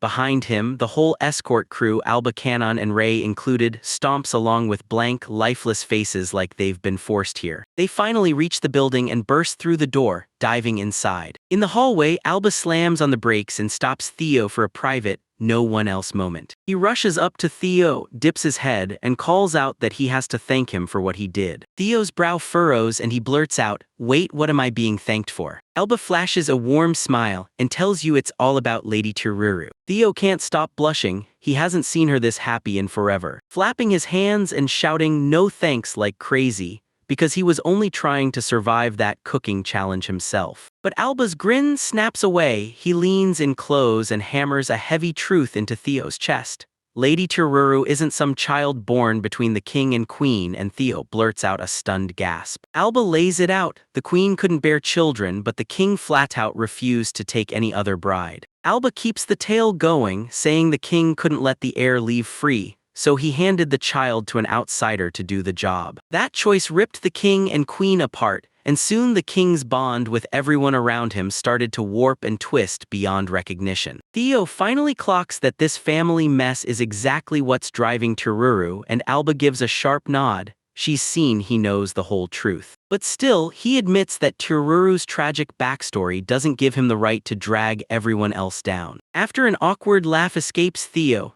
Alba drops into a deep bow and bluntly says he's got one request. Alba keeps grilling Theo in the hallway, pushing him to keep an eye out for Lady Tururu, just within the boundaries Theo can realistically handle. It's nothing but another request from some old busybody, no big deal, just annoying noise. Theo stammers demanded answers, asking why he'd been picked for the role, and straight up doubting whether he even had what it took to lead anyone. Alba leans in and reassures him, like she's grabbing him by the heart. He swears Theo has a special power that can light up everyone around him, and when Theo still hesitates, Alba steps in and tells him with absolute certainty that he can do it. The butler insists he gets it, thanks to the gut instinct he swears only an old man can have. Then he shoves a folded object into Theo's hands. Theo freezes, staring at it like he's missing something until it clicks. It's a handkerchief. Alba snaps his fingers and confirms it. There's his name stitched right into that handkerchief. He tells you this might come in handy later, like a key moment tool,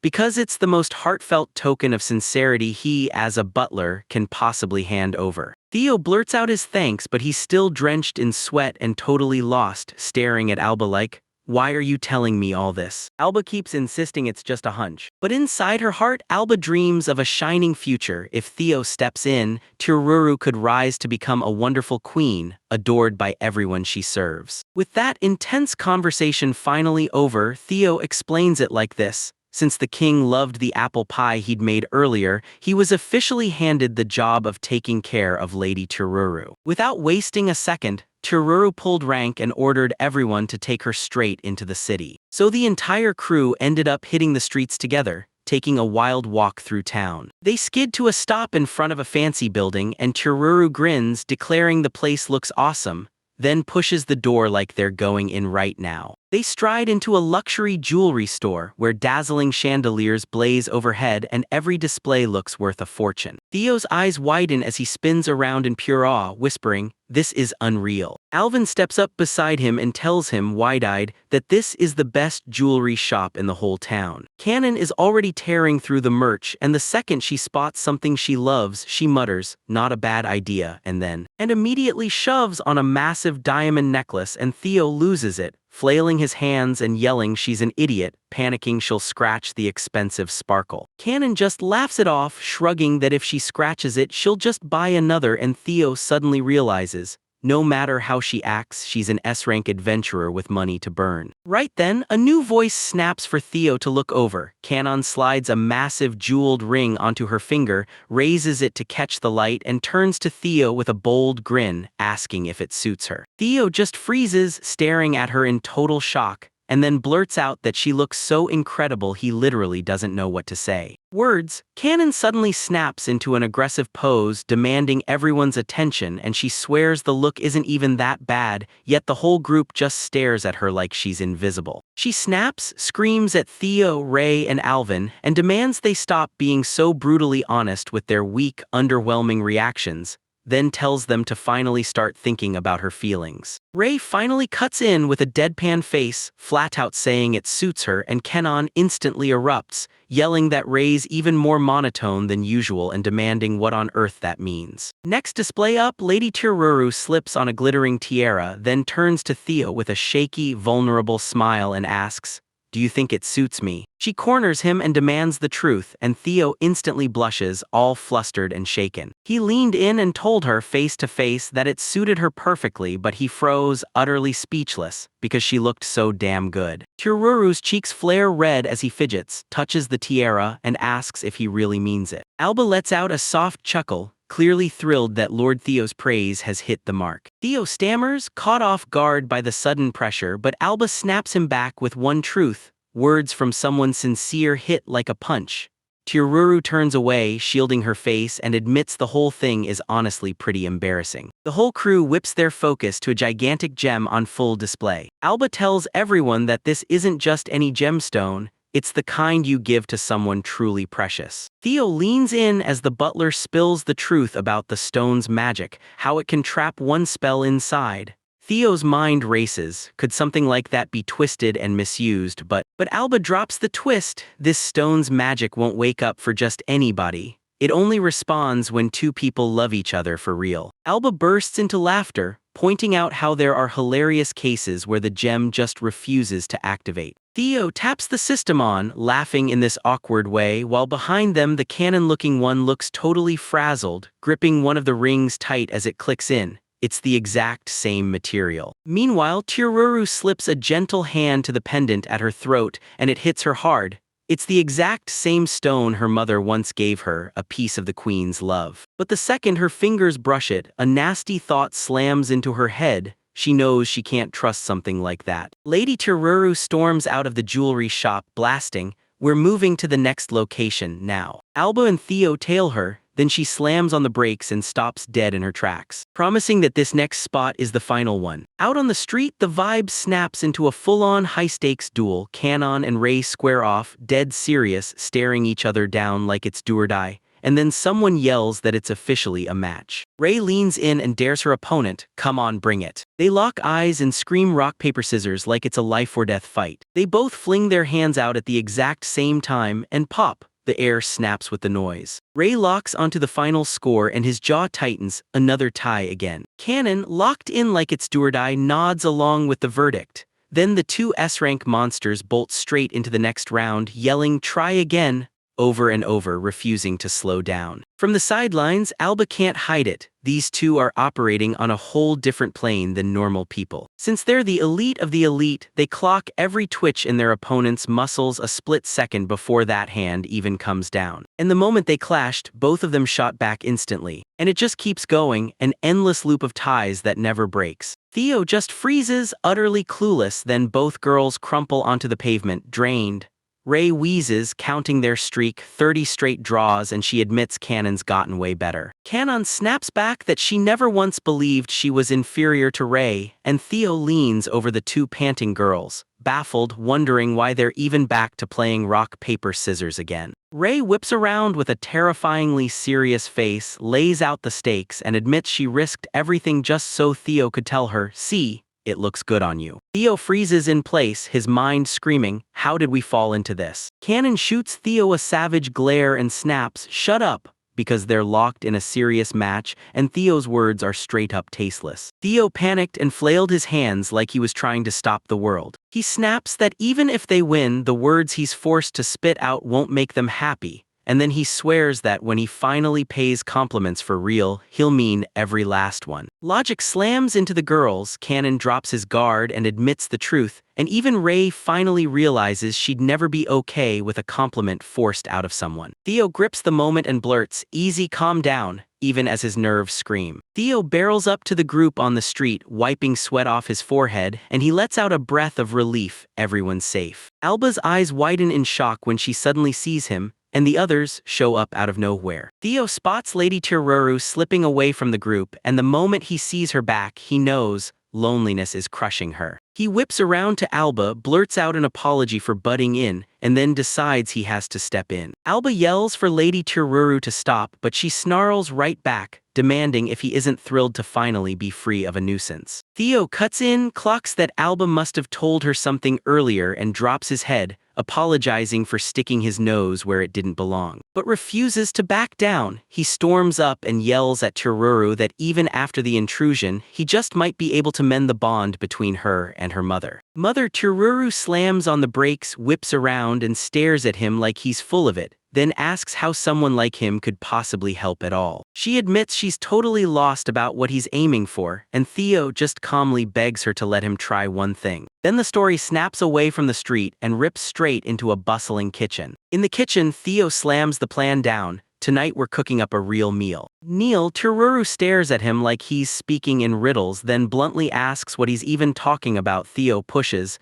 "So, do you have any cooking experience?" And she shoots back, straight-faced, "Obviously not." Theo feels the slump lift, then he grins and says, "That's actually good," because he's sure this is about to be absolutely perfect. Toruru still won't buy it. He scoffs that the recipe is nothing and claims you're blowing its importance way out of proportion. Theo cuts her off right away and tells her cooking is a hassle, pure work from start to finish. And that's exactly why it lands feeling so hard on the other person. He tells her, "Learn this recipe I'm teaching you today, then make it for your mom." He promised her that her feelings would reach whoever took a bite, no exceptions. Theo blurts that Lady Tiruru reminds him of a girl named Roberta, and the second Tiruru hears it, she bristles and snaps back, demanding what he even knows about anything. Despite her attitude, Theo snaps that it's time to get things moving. He slams a huge cabbage on the counter and orders her to rip the leaves off by hand, as he carves the core out with a kitchen knife. Theo kicks off the cooking lesson by asking Lady Tiruru if she's ever even held a kitchen knife. Then she flares up on the spot, snapping back that of course she hasn't. Theo doesn't even flinch. He tells her he's got it and pushes her to start by gripping the handle. Then he coaches her hand by hand on how to steady the cabbage, and bam, she slices cleanly into the cabbage. Tiruru blurts out in pure hype, screaming that it actually cut. Theo barrels into the filling and lays it all out, minced meat, onions, breadcrumbs, and eggs, then points at the bowl and tells her to dump everything in and stir until it's perfectly mixed. Taro freezes, face twisted in disgust at the raw meat's slimy texture, groaning that it's vile and disgusting, while Theo just laughs and fires her up to do her best. He leans in and lays out the next move: boil the cabbage leaves, then drain them. Then they jump straight into shaping the meat mix. Tiruru gingerly presses and molds a patty, biting her uncertainty the whole time like she's scared she'll mess it up. But Theo lifts her spirits and tells her it's perfect. Like that alone can light her whole world up. Then he steers her hands to set the molded meat right onto the waiting cabbage leaves. Theo leans in and orders her to wrap the meat in a cabbage leaf. Tiruru somehow folds one up with a flourish, flashes it proudly, and asks, "How's it look?" before bragging that she rolled it pretty damn well herself. Theo gets her nodding and they slam the cabbage rolls into the pot tight as can be. Then he tells her to pour in some water. Pour in the consomme, then toss in a bay leaf at the very end to season the broth to perfection. The pot starts to simmer, bubbling with promise. And Tururu blurts out what they should do next. Theo just shrugs and says, "All we can do is wait for it to finish cooking." Tururu snaps her gaze to the window, worry gnawing at her, and blurts out whether her mom will really eat what she cooked. Right then, outside the mansion, a carriage rumbled to a stop. The moment the door swung open, someone's voice boomed that they'd arrived, calling out to Lady Cheryl. A stunning woman glides out of the carriage with long, light hair, and she looks shockingly like Tururu. She steps right up to the estate, declares she knows Tururu is inside, and drops her words like a threat. Back in the kitchen, the cabbage rolls are blazing hot in the steam, filling the air with that mouth-watering smell like they're about to explode with flavor. Tururu cracks, "Is it time to pull them off the heat?" Theo leans in, checks the pot, and nods. Yep, they're cooking perfectly. Right then, a loud commotion erupts from the front of the house, and he snaps his head around, dead serious. Who in the world just showed up this late? Theo fires off the question, "Who are you, really?" The woman smiles and says she's Cheryl, then her voice turns heavy as she reveals the truth. She's Teru's mother. Theo forces a polite smile, double-checks if she's Tururu's mother, and asks why she's here.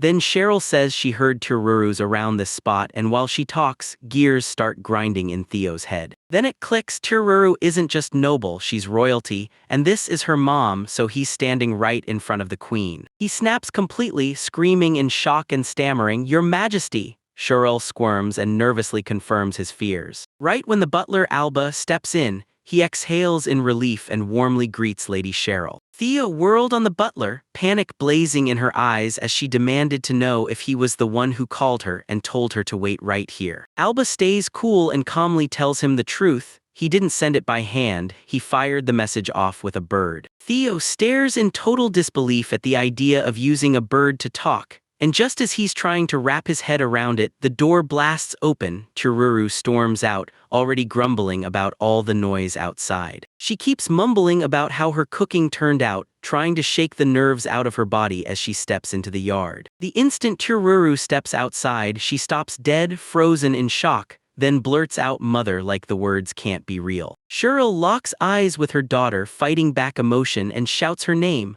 while Tururu freezes in shock, staring with wide, trembling eyes. But that shock instantly curdles into sheer irritation, then full-blown rage. Tururu snaps into defense right away. She's staring at her mom like, "Why'd you come all this way out here?" And when Cheryl hears it, her face crumples like she got stabbed in the heart. Stuttering through it, she said she'd heard Tururu slipped out alone, and panic instantly swallowed her whole. Tururu whips around and snaps back at him, yelling that she never asked to carry her mother's worry. Cheryl looks crushed, thinking this conversation was never supposed to spiral like this. Then she breaks into a sad, quiet whisper of her daughter's name. Just as the argument starts to spiral out of control, Theo barrels in and places a gentle hand on Tururu's head, telling her it's time to get the meal ready. Cheryl blurts out, "Huh," like she's totally thrown off. Right when everything gets interrupted, Theo shoots a confident wink like he's got total control. Then he smoothly wipes the tension away by stepping into perfect host mode, waving Cheryl in and calling her "Your Majesty," saying Lady Tururu made a special meal just for her and asking if Cheryl wants to stay and eat. Cheryl can't even process it. She's so shocked she blurts out that Tururu really cooked. The story snaps into the kitchen, steam blasts up from the pot like a warning sign. Theo grins and declares, "Time to open it." But Tururu freezes, eyes wide, clearly too nervous to move. Tururu's panicking on the inside, sweat pouring down as worry claws at her, because what if the food tastes awful? Then she snaps back to Theo's coaching. "You earned this, have confidence, you worked too hard to doubt yourself." And he also said it still wasn't finished. Now Tururu just looks totally lost hearing that. Theo tells them they've got to pour her feelings straight into the final presentation, and Tururu snaps back that the cooking's already finished. It's just plating time, which is exactly where the real magic kicks in, Theo agrees. Theo lays out his whole philosophy. When you plate a dish while picturing the person who's going to eat it, the food tastes way better, like instantly better. Tururu shoots back, "So you're saying it's just your thoughts?" And Theo nods, dead serious. Flustered but game, Tururu agrees to try, even as she blurts that she doesn't exactly believe in superstitions. As she thinks of her mom and digs into the food, the words finally slip out. she can't dodge the secret truth inside her anymore. The finished rolled cabbage glides onto the plate, ready to steal the spotlight. Cheryl gapes at it, stunned, asking if Tururu really pulled this off. Then Theo grins wide and cheers, "Yep, he did." Cheryl steals her nerves, agrees to the offer, and then takes a bold bite. Cheryl's eyes flare with excitement the second it's in front of her, and she blurts, "This is amazing," while Tururu shoots his gaze away, cheeks burning with embarrassment. Cheryl snaps at her mother and tells her she doesn't need to butter her up, because Cheryl insists it's the straight-up truth. Saying Tururu might even top the royal chef, Tururu just grumbles that her mom is always blowing things way out of proportion. Then, with a soft confession, she admits that if she truly means it, she's thrilled to hear her say it. Tururu just watches her mother and internally notices the smile spreading across her face. As Cheryl digs into the meal with a soft, happy smile, tears quietly spill onto the table. Then Tururu finally snaps, crying hard with the truth pouring out. She never wanted the moment to end, she wanted this forever. Still, she rushes to her mother and apologizes for everything that's happened all this time. Then Cheryl gazes at her daughter with pure tenderness and tells Tururu to lift her head. Cheryl takes the blame on her own shoulders, grabbing Tururu's attention and insisting it was her fault. She's the one who made her daughter suffer. With tears blurring her vision, she forces a smile and tells Tururu that the rolled cabbage she cooked tastes better than anything she's ever made.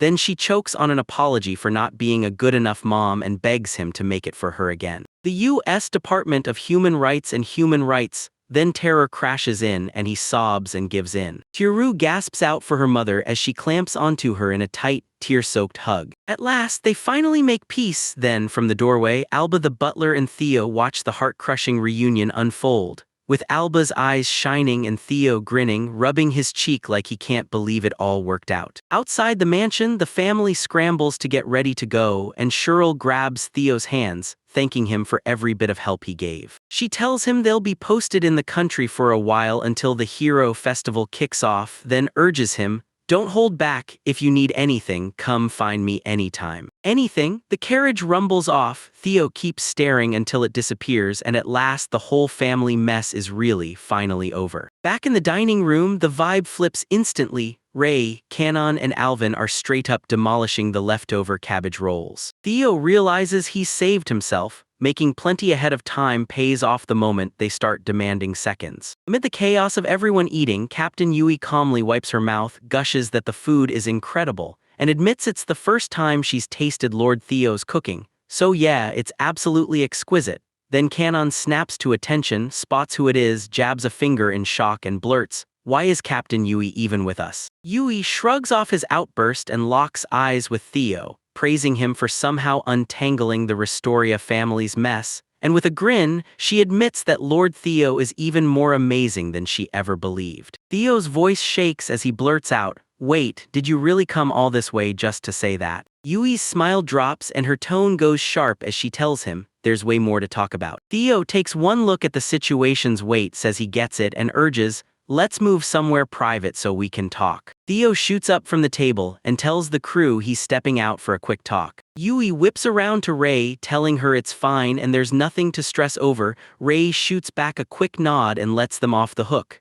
But Kanon won't just sit there. She smirks and asks if he's ditched her already and found himself a new woman. She labels him a sly one right to his face. As everyone else at the table spirals into chaotic bickering, Theo slips out with Yui like a getaway artist. As soon as they step outside the mansion, Theo turns to Yui and demands to know what she really wanted to talk about. Yui clocks the look on his face and knows he's itching for more drama. She's right, because he's convinced this is just another exhausting mess. Theo lets out a nervous laugh, blundering the moment, and Yui shuts down the small talk, then jumps straight to the conclusion. She drops a jaw-shattering bombshell. She's convinced the Demon King is moments away from being resurrected. Theo erupts in total shock, stammering that this hits way too fast, and even though panic claws at him, Yui calmly thrusts a pendant into his hands and demands he look. She breaks down the hero's sword design and then points to a blazing crest of light. Turns out it's the Silverhorn family crest. Then she drops a gut punch on Theo, Turns out the Silverhorn bloodline, Ray included, traces straight back to the legendary hero. Yui keeps pounding out the grim truth, telling you a horrifying presence is creeping up from deep underground and that the monsters are getting nastier and more violent because of it.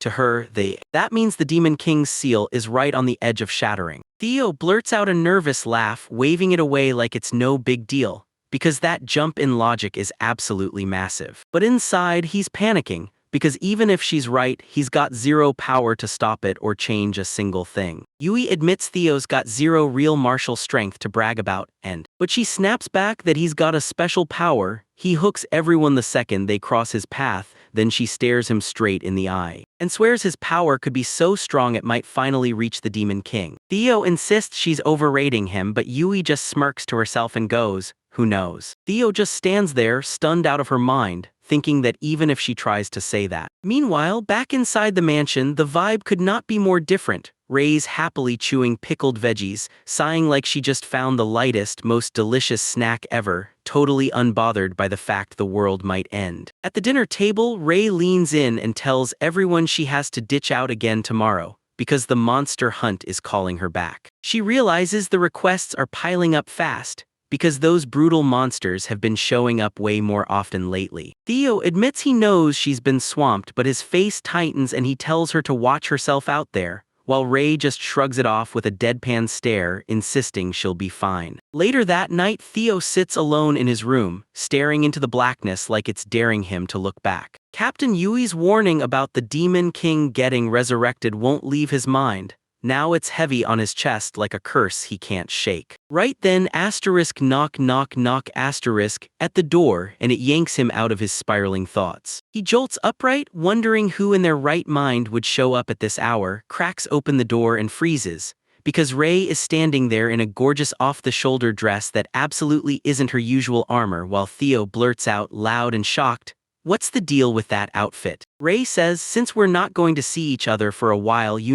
I figured we should hook up tonight." She asks, "Is that not okay?" And it completely floors Theo. His mind blanks and panic spikes over every word she just said. Inside the room, Ray orders Theo to sit on the bed and Theo obeys, yet he's sweating like crazy, his thoughts spiraling as he realizes there's no way any man alive could turn down a moment like this. Then Ray just sighs and drops down, head landing right on his lap. Theo yelps in shock, and she smugly tells him to just relax. Laid out on his lap, Ray tilts up and locks eyes with a soft, serious look. Then she promises, "Don't worry, I'll protect you." She admits she doesn't know what Yui told him back then, but she grabs his shoulder and tells him not to stress about it. Theo tries to calm her down and insists they only talked a bit, but she's locked in on soothing him, like his feelings are the only thing that matters. Theo yells that she passed out way too fast, like in the blink of an eye she's out cold. Staring down at the girl who loves him so fiercely, his face finally loosens, warmth replacing the tension.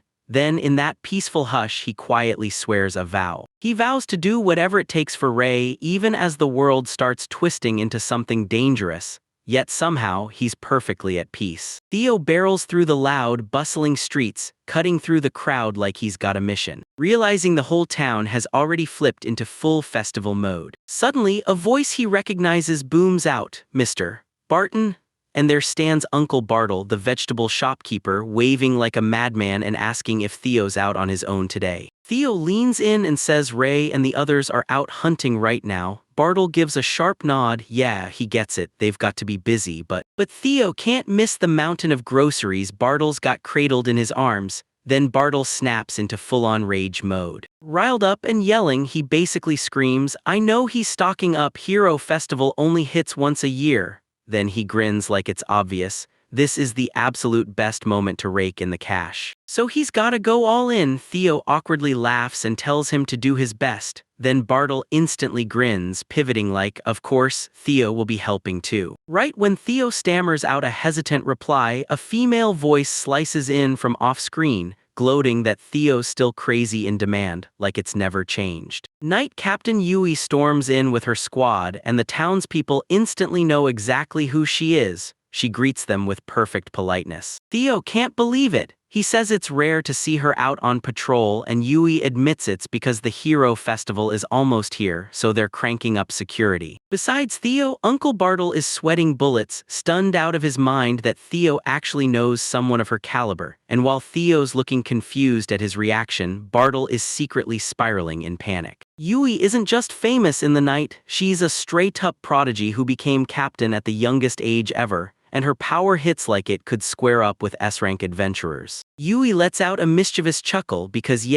Bartle isn't totally off the mark about her reputation. But she insists the real standout isn't some mystery at all, it's the man standing right next to him, and when Bartle looks completely baffled, Yui shifts her focus straight to Theo. She steps up, all formal and grateful, and tells him straight up thanks for helping her handle that whole incident with Captain Bram the other day. She tells us Bram was tied to the underworld, but the investigation hit hard, so they hauled every shred of corruption out of the order. Still, she admits the cleanup left them short-handed, so she's stuck on duty nonstop. CO steps in and thanks her for all the hard work. But Yui leans in and tells him she's got a favor to ask too, stepping even closer as she says it. Professor, Yui snaps him back to what she said earlier, when the time comes. Then she fires him up with, "I've got huge hopes for you," and strides away with her whole squad. Theo's sweating, mumbling, "I don't know what to do with this kind of pressure." He clocks Bartle retreating, staring at him like he's seeing magic, and shoots, "What are you doing?"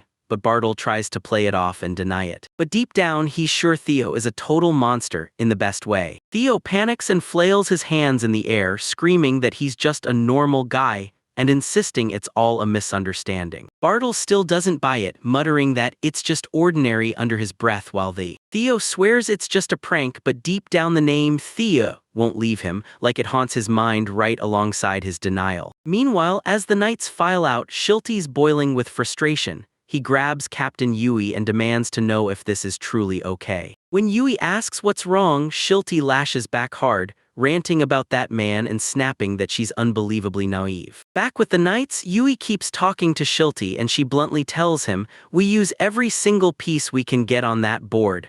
Shilty blurts out a shocked sound, and Yui admits that winning in battle won't be a walk in the park. But she makes it crystal clear that this situation and that are two totally different things. Shilty finally admits she's right, even as he swears he thought she'd just latched onto Theo for personal reasons, so Yui snaps at him. He calls it a bad habit, refusing to look at anything from more than one side. Shilty shoots back, saying calling on outside help would stain the Knight's honor, and Yui fires back, "Did you forget something important?" She can't stand anything that brings trouble. She sees a grim tomorrow looming. If the Demon King ever claws his way back, it won't be everyone who fights it. It'll be the Knights standing in the front line. She mutters grimly that in a fight this brutal, countless lives are guaranteed to be swallowed up. Just imagining the headache of cleaning up that mess makes her resent responsibility even harder. Shilty blurts out the scary question, "What if that man slips up?" Yui flashes a confident smile and says that when the moment hits, they'll just have to give it everything together. Everyone. She whips around to leave, grumbling that stressing over problems that haven't even arrived yet is a waste of time. She tells Shilty to lock in on the security maintenance right in front of him, while the Knights burst out, "Yes." As she walks out, the scene slams into Theo, frozen in stunned silence. Next, at the mansion, Thea steps outside and finds Alvin and Canon totally crumpled, face first on the pavement. He snaps, "What in the world are you two doing?" And both of them slump into pathetic, weak groans. And Canon manages to wheeze out, "I'm so hungry I can't even move." A little later inside, the table's buried under towering stacks of empty bowls. Canon rubs her belly and grins, "Yep, I'm stuffed." While Alvin groans that he thought he'd die from starvation, Theo, wiped out from their mess, pleads, "Next time please just eat something before it gets that bad." While Alvin dismisses Canon with a snide "good job" in the background, Canon snaps back at him for not appreciating her. Then Theo slides a glass right in front of her. She glances at it with sharp curiosity, demanding to know what it is, and Theo grins as he reveals it's a chocolate parfait for dessert. Canon bursts in right away, yelling, "This is amazing!" and insisting dessert needs its own separate stomach. Then he immediately demands another one. Theo stares at the meat and blurts, "So where'd Ray go?" Canon says Ray probably bolted to report the quest was done, and Alvin counters that Ray insisted he was totally fine on his own. so the two of them headed back ahead of him. Kanon checks the time and realizes he should have been back by now. Rei finally makes it back, but she just drops face first onto the pavement outside, collapsing cold in the street. Kanon's just as wiped out as the rest, slumped over the table beside a pile of empty bowls, groaning that she ate so much she can't even move. She shoots out a playful request for a rerun. Meanwhile, Rei slips inside and digs into a parfait like he owns the place, and she tells Theo she's been starving all day, holding back just so she could stuff herself on his cooking. Then Thea, always the one who provides, hands her the dessert with a grin. Now the whole squad, Alvin, Kanon, and Rei, lines up at the counter and digs into parfaits, and Kanon grins, insisting dessert has its own stomach.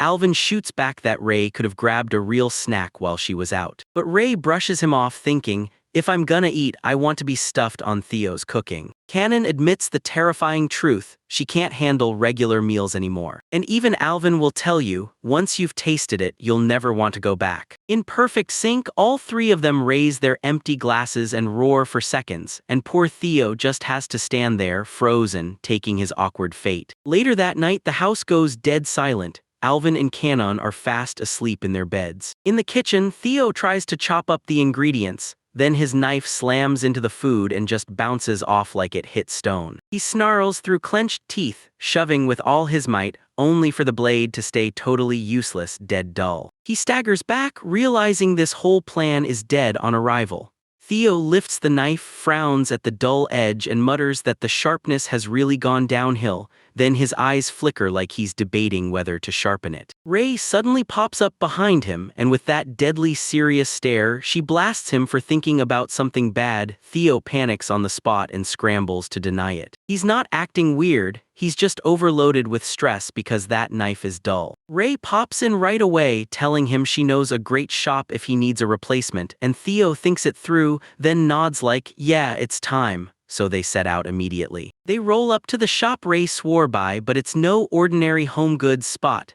This place is crammed with giant swords, brutal axes, and heavy chains everywhere. Theo whips his gaze around, panicking and blurting that he thought they came for a kitchen knife. Yeah, they're sharp all right, but there's no doubt those blades are full-on weapons. From the shop's back corner, a rough voice rips through the air, calling out, "Hey, is that Rei?" A giant, scarred blacksmith stomps forward, battle-worn down to the bones, and casually asks Rei what she's trying to tear apart next, betting it's either a dragon or some troll king. She's begging for a kitchen knife she can use at home, right as the blacksmith's sweating buckets. He reminded her, listen, I'm a weaponsmith, so you should probably hit up a general store and grab that kind of stuff. But when he leans in, he slams to a stop mid-sentence, eyes wide with pure shock, and the blacksmith whips around to bark at his assistant in the back, demanding, about that knife that was supposed to be made for the hero festival. The assistant hits him with a callback. The guy grabbed it 2 days ago. Whipping back to his customers, the blacksmith tells Rei, if you all had shown up just a little sooner, I could have gotten you that one. Then he blurts out that he'd forged a brand new knife just recently and tells them to brace themselves,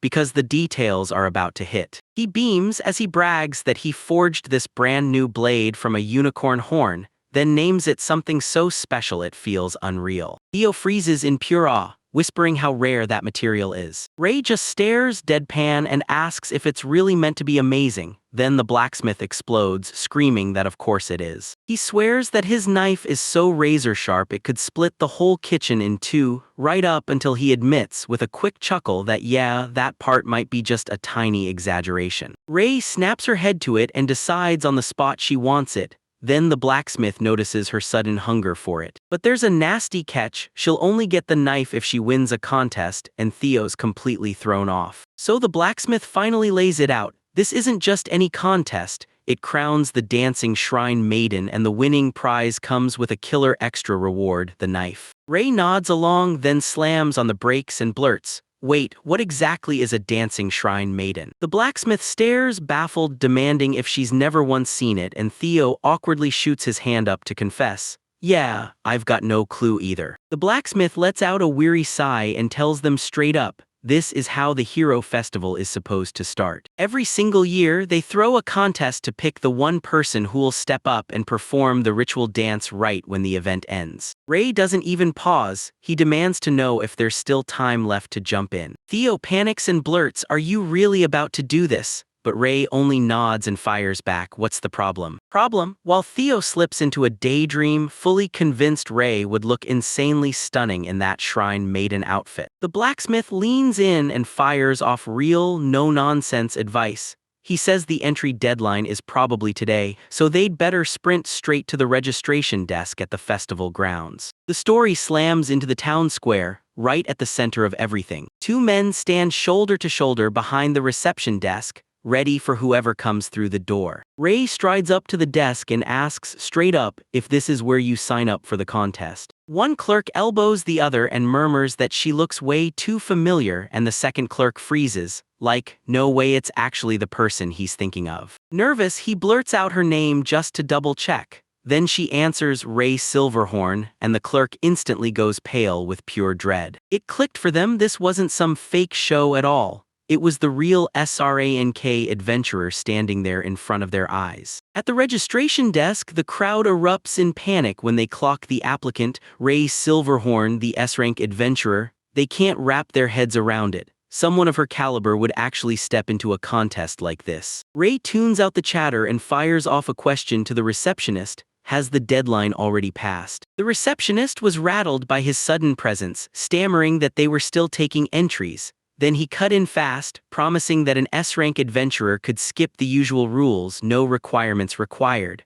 The whole crowd erupted into murmurs of awe, calling her so cool and totally on point. Ray shrugs it off and says her rank means nothing here. She's not playing a role, she's just showing up as herself. The receptionist suddenly turns into a full-on fanboy, begs for her autograph, and Ray snatches the pen she hands him without hesitation, ready to sign. Right then, a woman with long dark hair barrels into them, screaming that they're trying to buy their way in with bribes. She spits out that Ray's S-rank status doesn't matter to her at all, because with motives that dark, she's certain he'll never earn the title of priestess. She screams at the top of her lungs that whoever stands across from her, she will not budge. Her crown as the dancing priestess, Theo, isn't going anywhere. Thrown off by the sudden hostility, he politely blurts out, "Who are you?" That just fuels her fury. She snaps, screams Melia Lewitt, and demands that if they're stepping into the contest, they better know the champion's name. A nearby bystander is stunned that Theo and Ray have no idea who she is, and Theo just awkwardly blurts that they're completely clueless. The bystander leans in and tells you Melia is a legendary dancer. She's been picked as the festival shrine maiden for 4 straight years. He adds that she's unbelievably popular. People straight up show up to the festival just to catch her performance in those outrageous fancy gowns. The man asks if they just landed in the country, then tells her to watch her at least once, and Theo tries to shrug it off with a laugh, insisting it's not really like that. Ray shuts her down hard, doesn't bother with any of it, and just strides away, leaving Melia in the dust, coolly saying it doesn't matter who her opponent is because she's taking the win. Melia freezes, staring in shock at that wild confidence, because yeah, Ray has guts. As Ray strides away, she steels herself with one crushing promise: she will take the victory. Melia lingers behind them, glaring like daggers at their backs, while Theo finally catches up to Ray, rubbing the back of his head and blurting how brutally intense that whole encounter was. Later, Melia creeps down a lonely stone street, chewing her thumbnail like it's the last lifeline she's got. Nail, her face twists with pure rage as she fumes to herself about that S-rank adventurer, shocked that everyone keeps swooning over them. She storms into a dark alley, jaw clenched, muttering that she can't forgive this mess, then vows she'll never surrender her title, come hell or high water. Out of nowhere, a hooded figure in a dark cloak slips into the alley behind her and asks if she wants his help. Melia whirls around and demands answers. "Who are you?" The hooded stranger just shrugs it off, then coldly declares that she's the world-famous priestess of the dance. But the ominous stranger drops the bad news. This year, she won't make the cut. Melia screams again, demanding to know who the hooded figure is. Then he smirks right at her and snaps back, calling her a rude guy, swearing he already answered that question just a second ago. In that pitch-black alley, the hooded figure lunges forward with a hand out toward Melia, swearing they're only there to help her. The scene snaps forward as the narrator warns that the destined festival is almost here, and at night Melia trudges through the city streets with a heavy, troubled look. While over with the knights and Theos, everyone is rushing to finish the final preparations for the biggest day. The whole mood flips instantly as blaring music detonates from speakers, drowning out everything around it. Inside a dance studio, a curly-haired instructor fires up the whole room, screaming her belief that dance is singing, pulling her students to use every inch of their bodies to pour out their feelings, and yelling at them to go all out today so the energy never drops. Canon, Ray, and Theo are locked in their workout gear, faces glowing with pure hype as they blast out a huge, roaring yes. The instructor leans in, blares, "Music starts now," and slams the play button on the cassette deck. When the beat slams, Ray locks in with laser focus, and the three of them snap their hands up in perfect rhythm, ready to explode into their routine. The trio hits like a choreographed storm. Everyone snaps into a one-leg pose and yells, "Hey!" together. They immediately slam into a new, wild formation, screaming in awe, while both of them grin like they can't believe what just happened. The instructor zeroes in on them, cranks up the tension, then slams them with a savage shout, "Finish death," pushing them straight into the finale. Canon is practically glowing as she dances, light on her feet, smiling like she's exactly where she's meant to be, and absolutely loving every move of the choreography. Right beside her, Theo and Ray match her energy like they were made for it,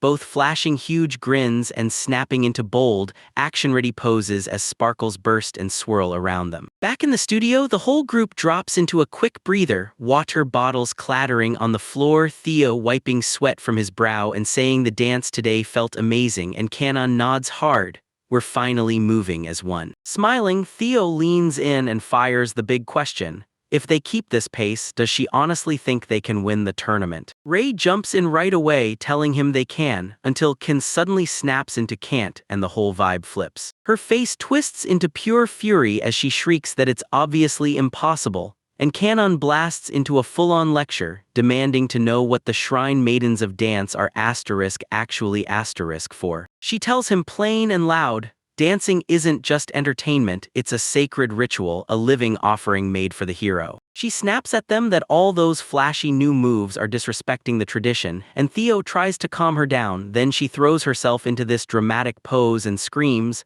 "Absolutely not!" because she insists dance is pure emotion, even mimicking their eccentric teacher's death while she does it.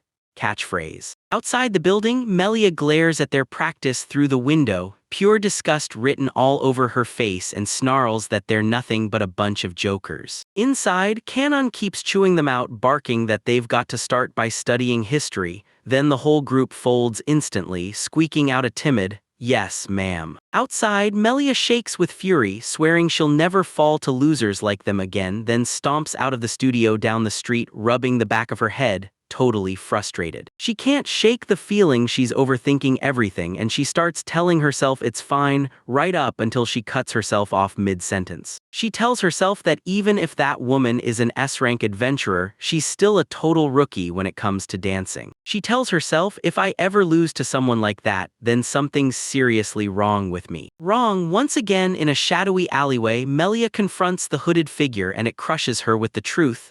The tournament is rigged and the winner is already picked before anyone even starts. He leans in and asks her if it didn't feel weird that an S-rank adventurer could act like it was totally normal. Then he leans in close and drops a bombshell. Ray Silverhorn and the captain of this country's knights are blood relatives just between them. Melia goes still, frozen in shock. Melia stammers, blurts, "So what?" and digs in hard, demanding to know how in the world he even got that info. The hooded figure lets out a smirk, saying he's got a special connection to it, like the source doesn't matter at all. He shoots his hand up to cut her off, trying to make it crystal clear she's not about to misunderstand, because he's not her enemy. He pressed his palm to the brick wall, lit up a glowing magic circle, and told her straight up that he wanted to help. The story plunges into a darker corner. Then a massive stone door grinds and slides open with a bone-chilling roar. A hooded figure emerges in a haze of dust and shadows. Then Melia steps in behind him, eyes stretched wide, stammering like she can barely get the words out. She gapes downward and spots a staircase dropping straight into the earth. and her shock turns to disbelief when she realizes a secret basement is buried right here. The hooded stranger waves her closer and orders her to follow, whispering that from this moment on, it'll only be the two of them. As they start down the stone steps into the dark, he leans in and whispers that they've got to have a secret talk. Melia followed close behind, eyes blazing with suspicion, and demanded to know exactly who he really was. And if he really is who she thinks he is,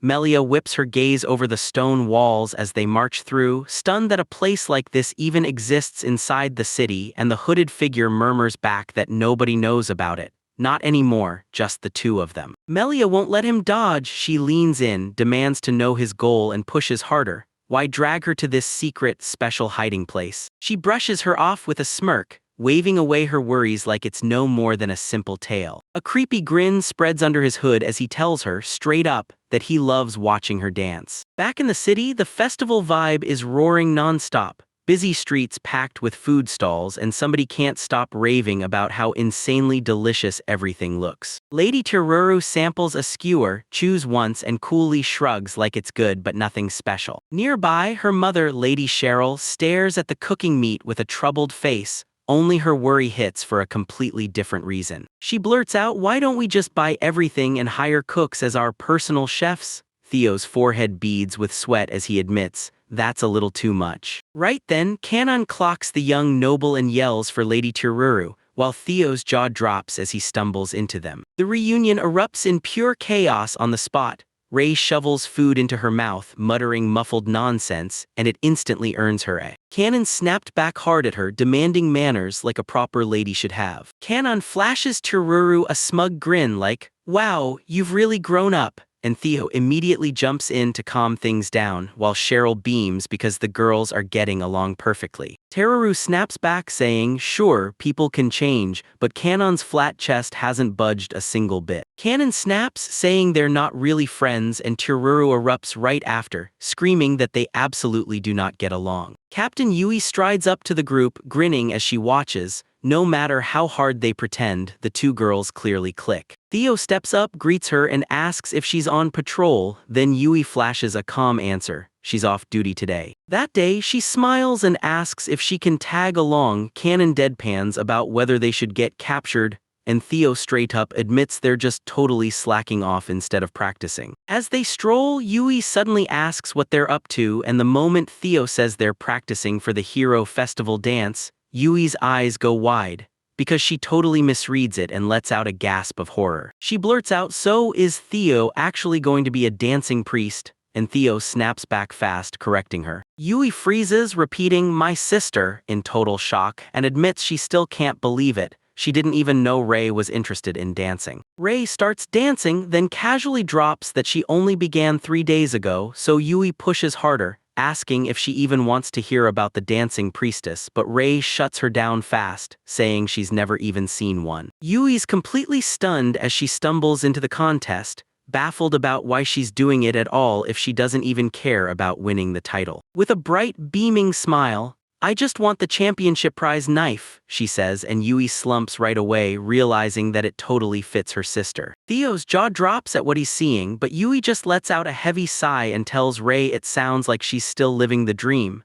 Then she admits she was a total fool for hunting a deeper meaning in all of it, and Theo tries to cut in, only for the moment to slip away before he's even had his say. But before he can hide it, his stomach erupts with a savage growl, so Kanon jumps in and says she's hungry, and Ray barks that they need a big, hearty main dish. Theo throws in the towel with a heavy sigh, saying he'll cook something at home, and the moment those two girls hear it, they erupt into cheers. Lady Teruru pumps her fists, grinning like a storm is coming, and urges everyone to sit down and eat together. The whole group whips around, staring at her in shock. She suddenly turns shy, twists her fingers, and blurts out that food hits different when you share it.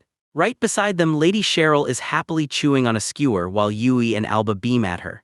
Theo jumps in with full-on excitement. Telling Teruru she's dead on and praising how mature she's being, the whole crew erupts with cheers for the meal plan. Then Teruru snaps instantly and flips out. Raging at the sky, he screamed he was being treated like a kid and swore he'd kick off another rebellion. Before long, the table bursts with roast chicken, sizzling steaks, and crisp salads, and that dinner party absolutely crushes it. Canon, Ray, and Theo shoot the breeze over their food, Cheryl and Tururu dig in and laugh through the meal, and Yui clinks glasses with butler Alba. Just like that, the guests start waving goodbye, and the house is left behind with a table stacked high with empty plates. Under a blazing full moon, Theo gets stuck at the sink, scrubbing and wrestling the cleanup until the job's finally done. Theo scrubs the plates, still mulling over just how much everyone crushed down, and he admits it was totally worth the work, though knocking out 9 servings at once has him wiped out. While he works, it hits him, this is really his first hero festival, and the realization punches hard. He goes back through his memories and remembers that back in the Night Order days they'd never ever have signed off on something as wild as going out just to have fun. He smiles to himself, genuinely buzzing with anticipation for the festival. We yank you into a brutal flashback of Melia's home life. One vicious slap snaps through the room as her mom whips her across the face and screams at her to focus and dance right. A towering woman rages over her daughter, screaming her name and slamming an overwhelming pressure into the room. Then she spits that she heard Ray Silverhorn is stepping into this year's contest, and jabs Melia, asking if she honestly thinks she'll get chosen with that half-hearted dancing. She snaps that this year is make or break because they're hunting a 5th straight win, and she drills Melia to think harder about what's truly on the line. Crushed on the floor, Melia barely lifts her head and whispers, "Yes, mother." Melia's mother clamps her hand around her face, yanking her close with a ruthless, manipulative glare, and tells her to listen, right now, because she's doing all this for Melia's own good, not out of cruelty. It's that classic. Melia trips, then she shoots off a warning, lose your spot as a dancer and you're done for. Melia explains, trembling, that once someone tips into a fall, they just keep dropping, no end in sight. And she's terrified because she says she knows that feeling all too well. Her mother hits Melia with her last chilling ultimatum, eyes sharp as knives, Melia must never lose. Back in her room, Melia sits alone on the edge of her bed and those words crush the air around her.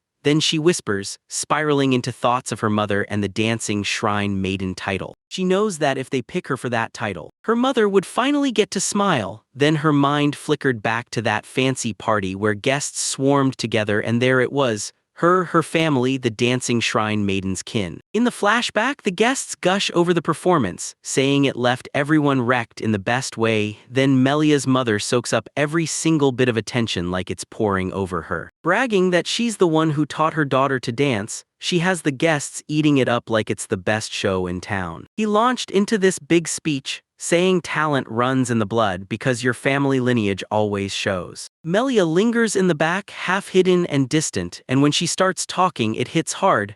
After that day, her mother's happiness became the one thing that drove her forward. That was the only spark that made her smile, and now it feels like she has no escape. The story snaps to Melia gripping a dark, ominous bottle. The hooded figure from before cackles, promising he just hopes she likes what she's got coming. He swears it's a present, something he's giving her, and as soon as Melia hears it, panic detonates in her chest. He blurts out whether he's really telling her to poison her competition, then throws his hands up, insisting she not jump to conclusions, and basically asks, who in their right mind would even do something like that? He swears nobody mentioned poison, but Melia snaps that if it's not a weapon, then what is it exactly? With the weapon looming, the hooded figure slams himself in front of the bookshelf, throws his arms wide, and drops the truth like a bomb. He calls it medicine, far deadlier than poison. He tells her that one sip will jolt her dormant powers awake, and he's practically giddy calling it a truly wonderful thing. As he walks out, he leans back and tells her with full confidence that he's cheering for her all the way. Right now, Melia locks eyes on the bottle on her table, replaying his words over and over, her hesitation screaming louder than her thoughts. She can't shake the thought that maybe she doesn't even have to use something like that. Like this, the temptation and pressure are crushing her from the inside, because the hooded figure is still hammering Melia with a psychological assault, looming in the shadows and pressing her hard. Are you really sure you won't use the potion? He makes her face the truth, Ray Silverhorn, and then reminds her. Everybody already knows he's gorgeous, brilliant, the whole package. He starts digging into her family wounds, then sneers that she's dying to win honor and gratitude the same way her mother once did. He lands the final hit on her confidence and warns her that if she messes up, her mother will be crushed, and won't let it go for good. Melia's mind won't shut up, it keeps hammering her with everything that's on the line. Her status, her honor, even where she'll end up next, and it spits the cruel truth that now she's just an ordinary woman, everyone around her is about to pay the price and lose it all. The voice slams the last blow, telling her, it's over, and the torment finally dies. Melia jolts awake in bed, eyes wide and haunted like she just crawled out of that nightmare. Melia snaps, she clutches her head and erupts into screaming, begging the voices to shut up over and over as panic consumes her. She steadies her nerves and then blurts out, loud and proud, that she's a dancing shrine maiden. Desperation explodes in her voice as she screams that she'll never hand that title over to anyone.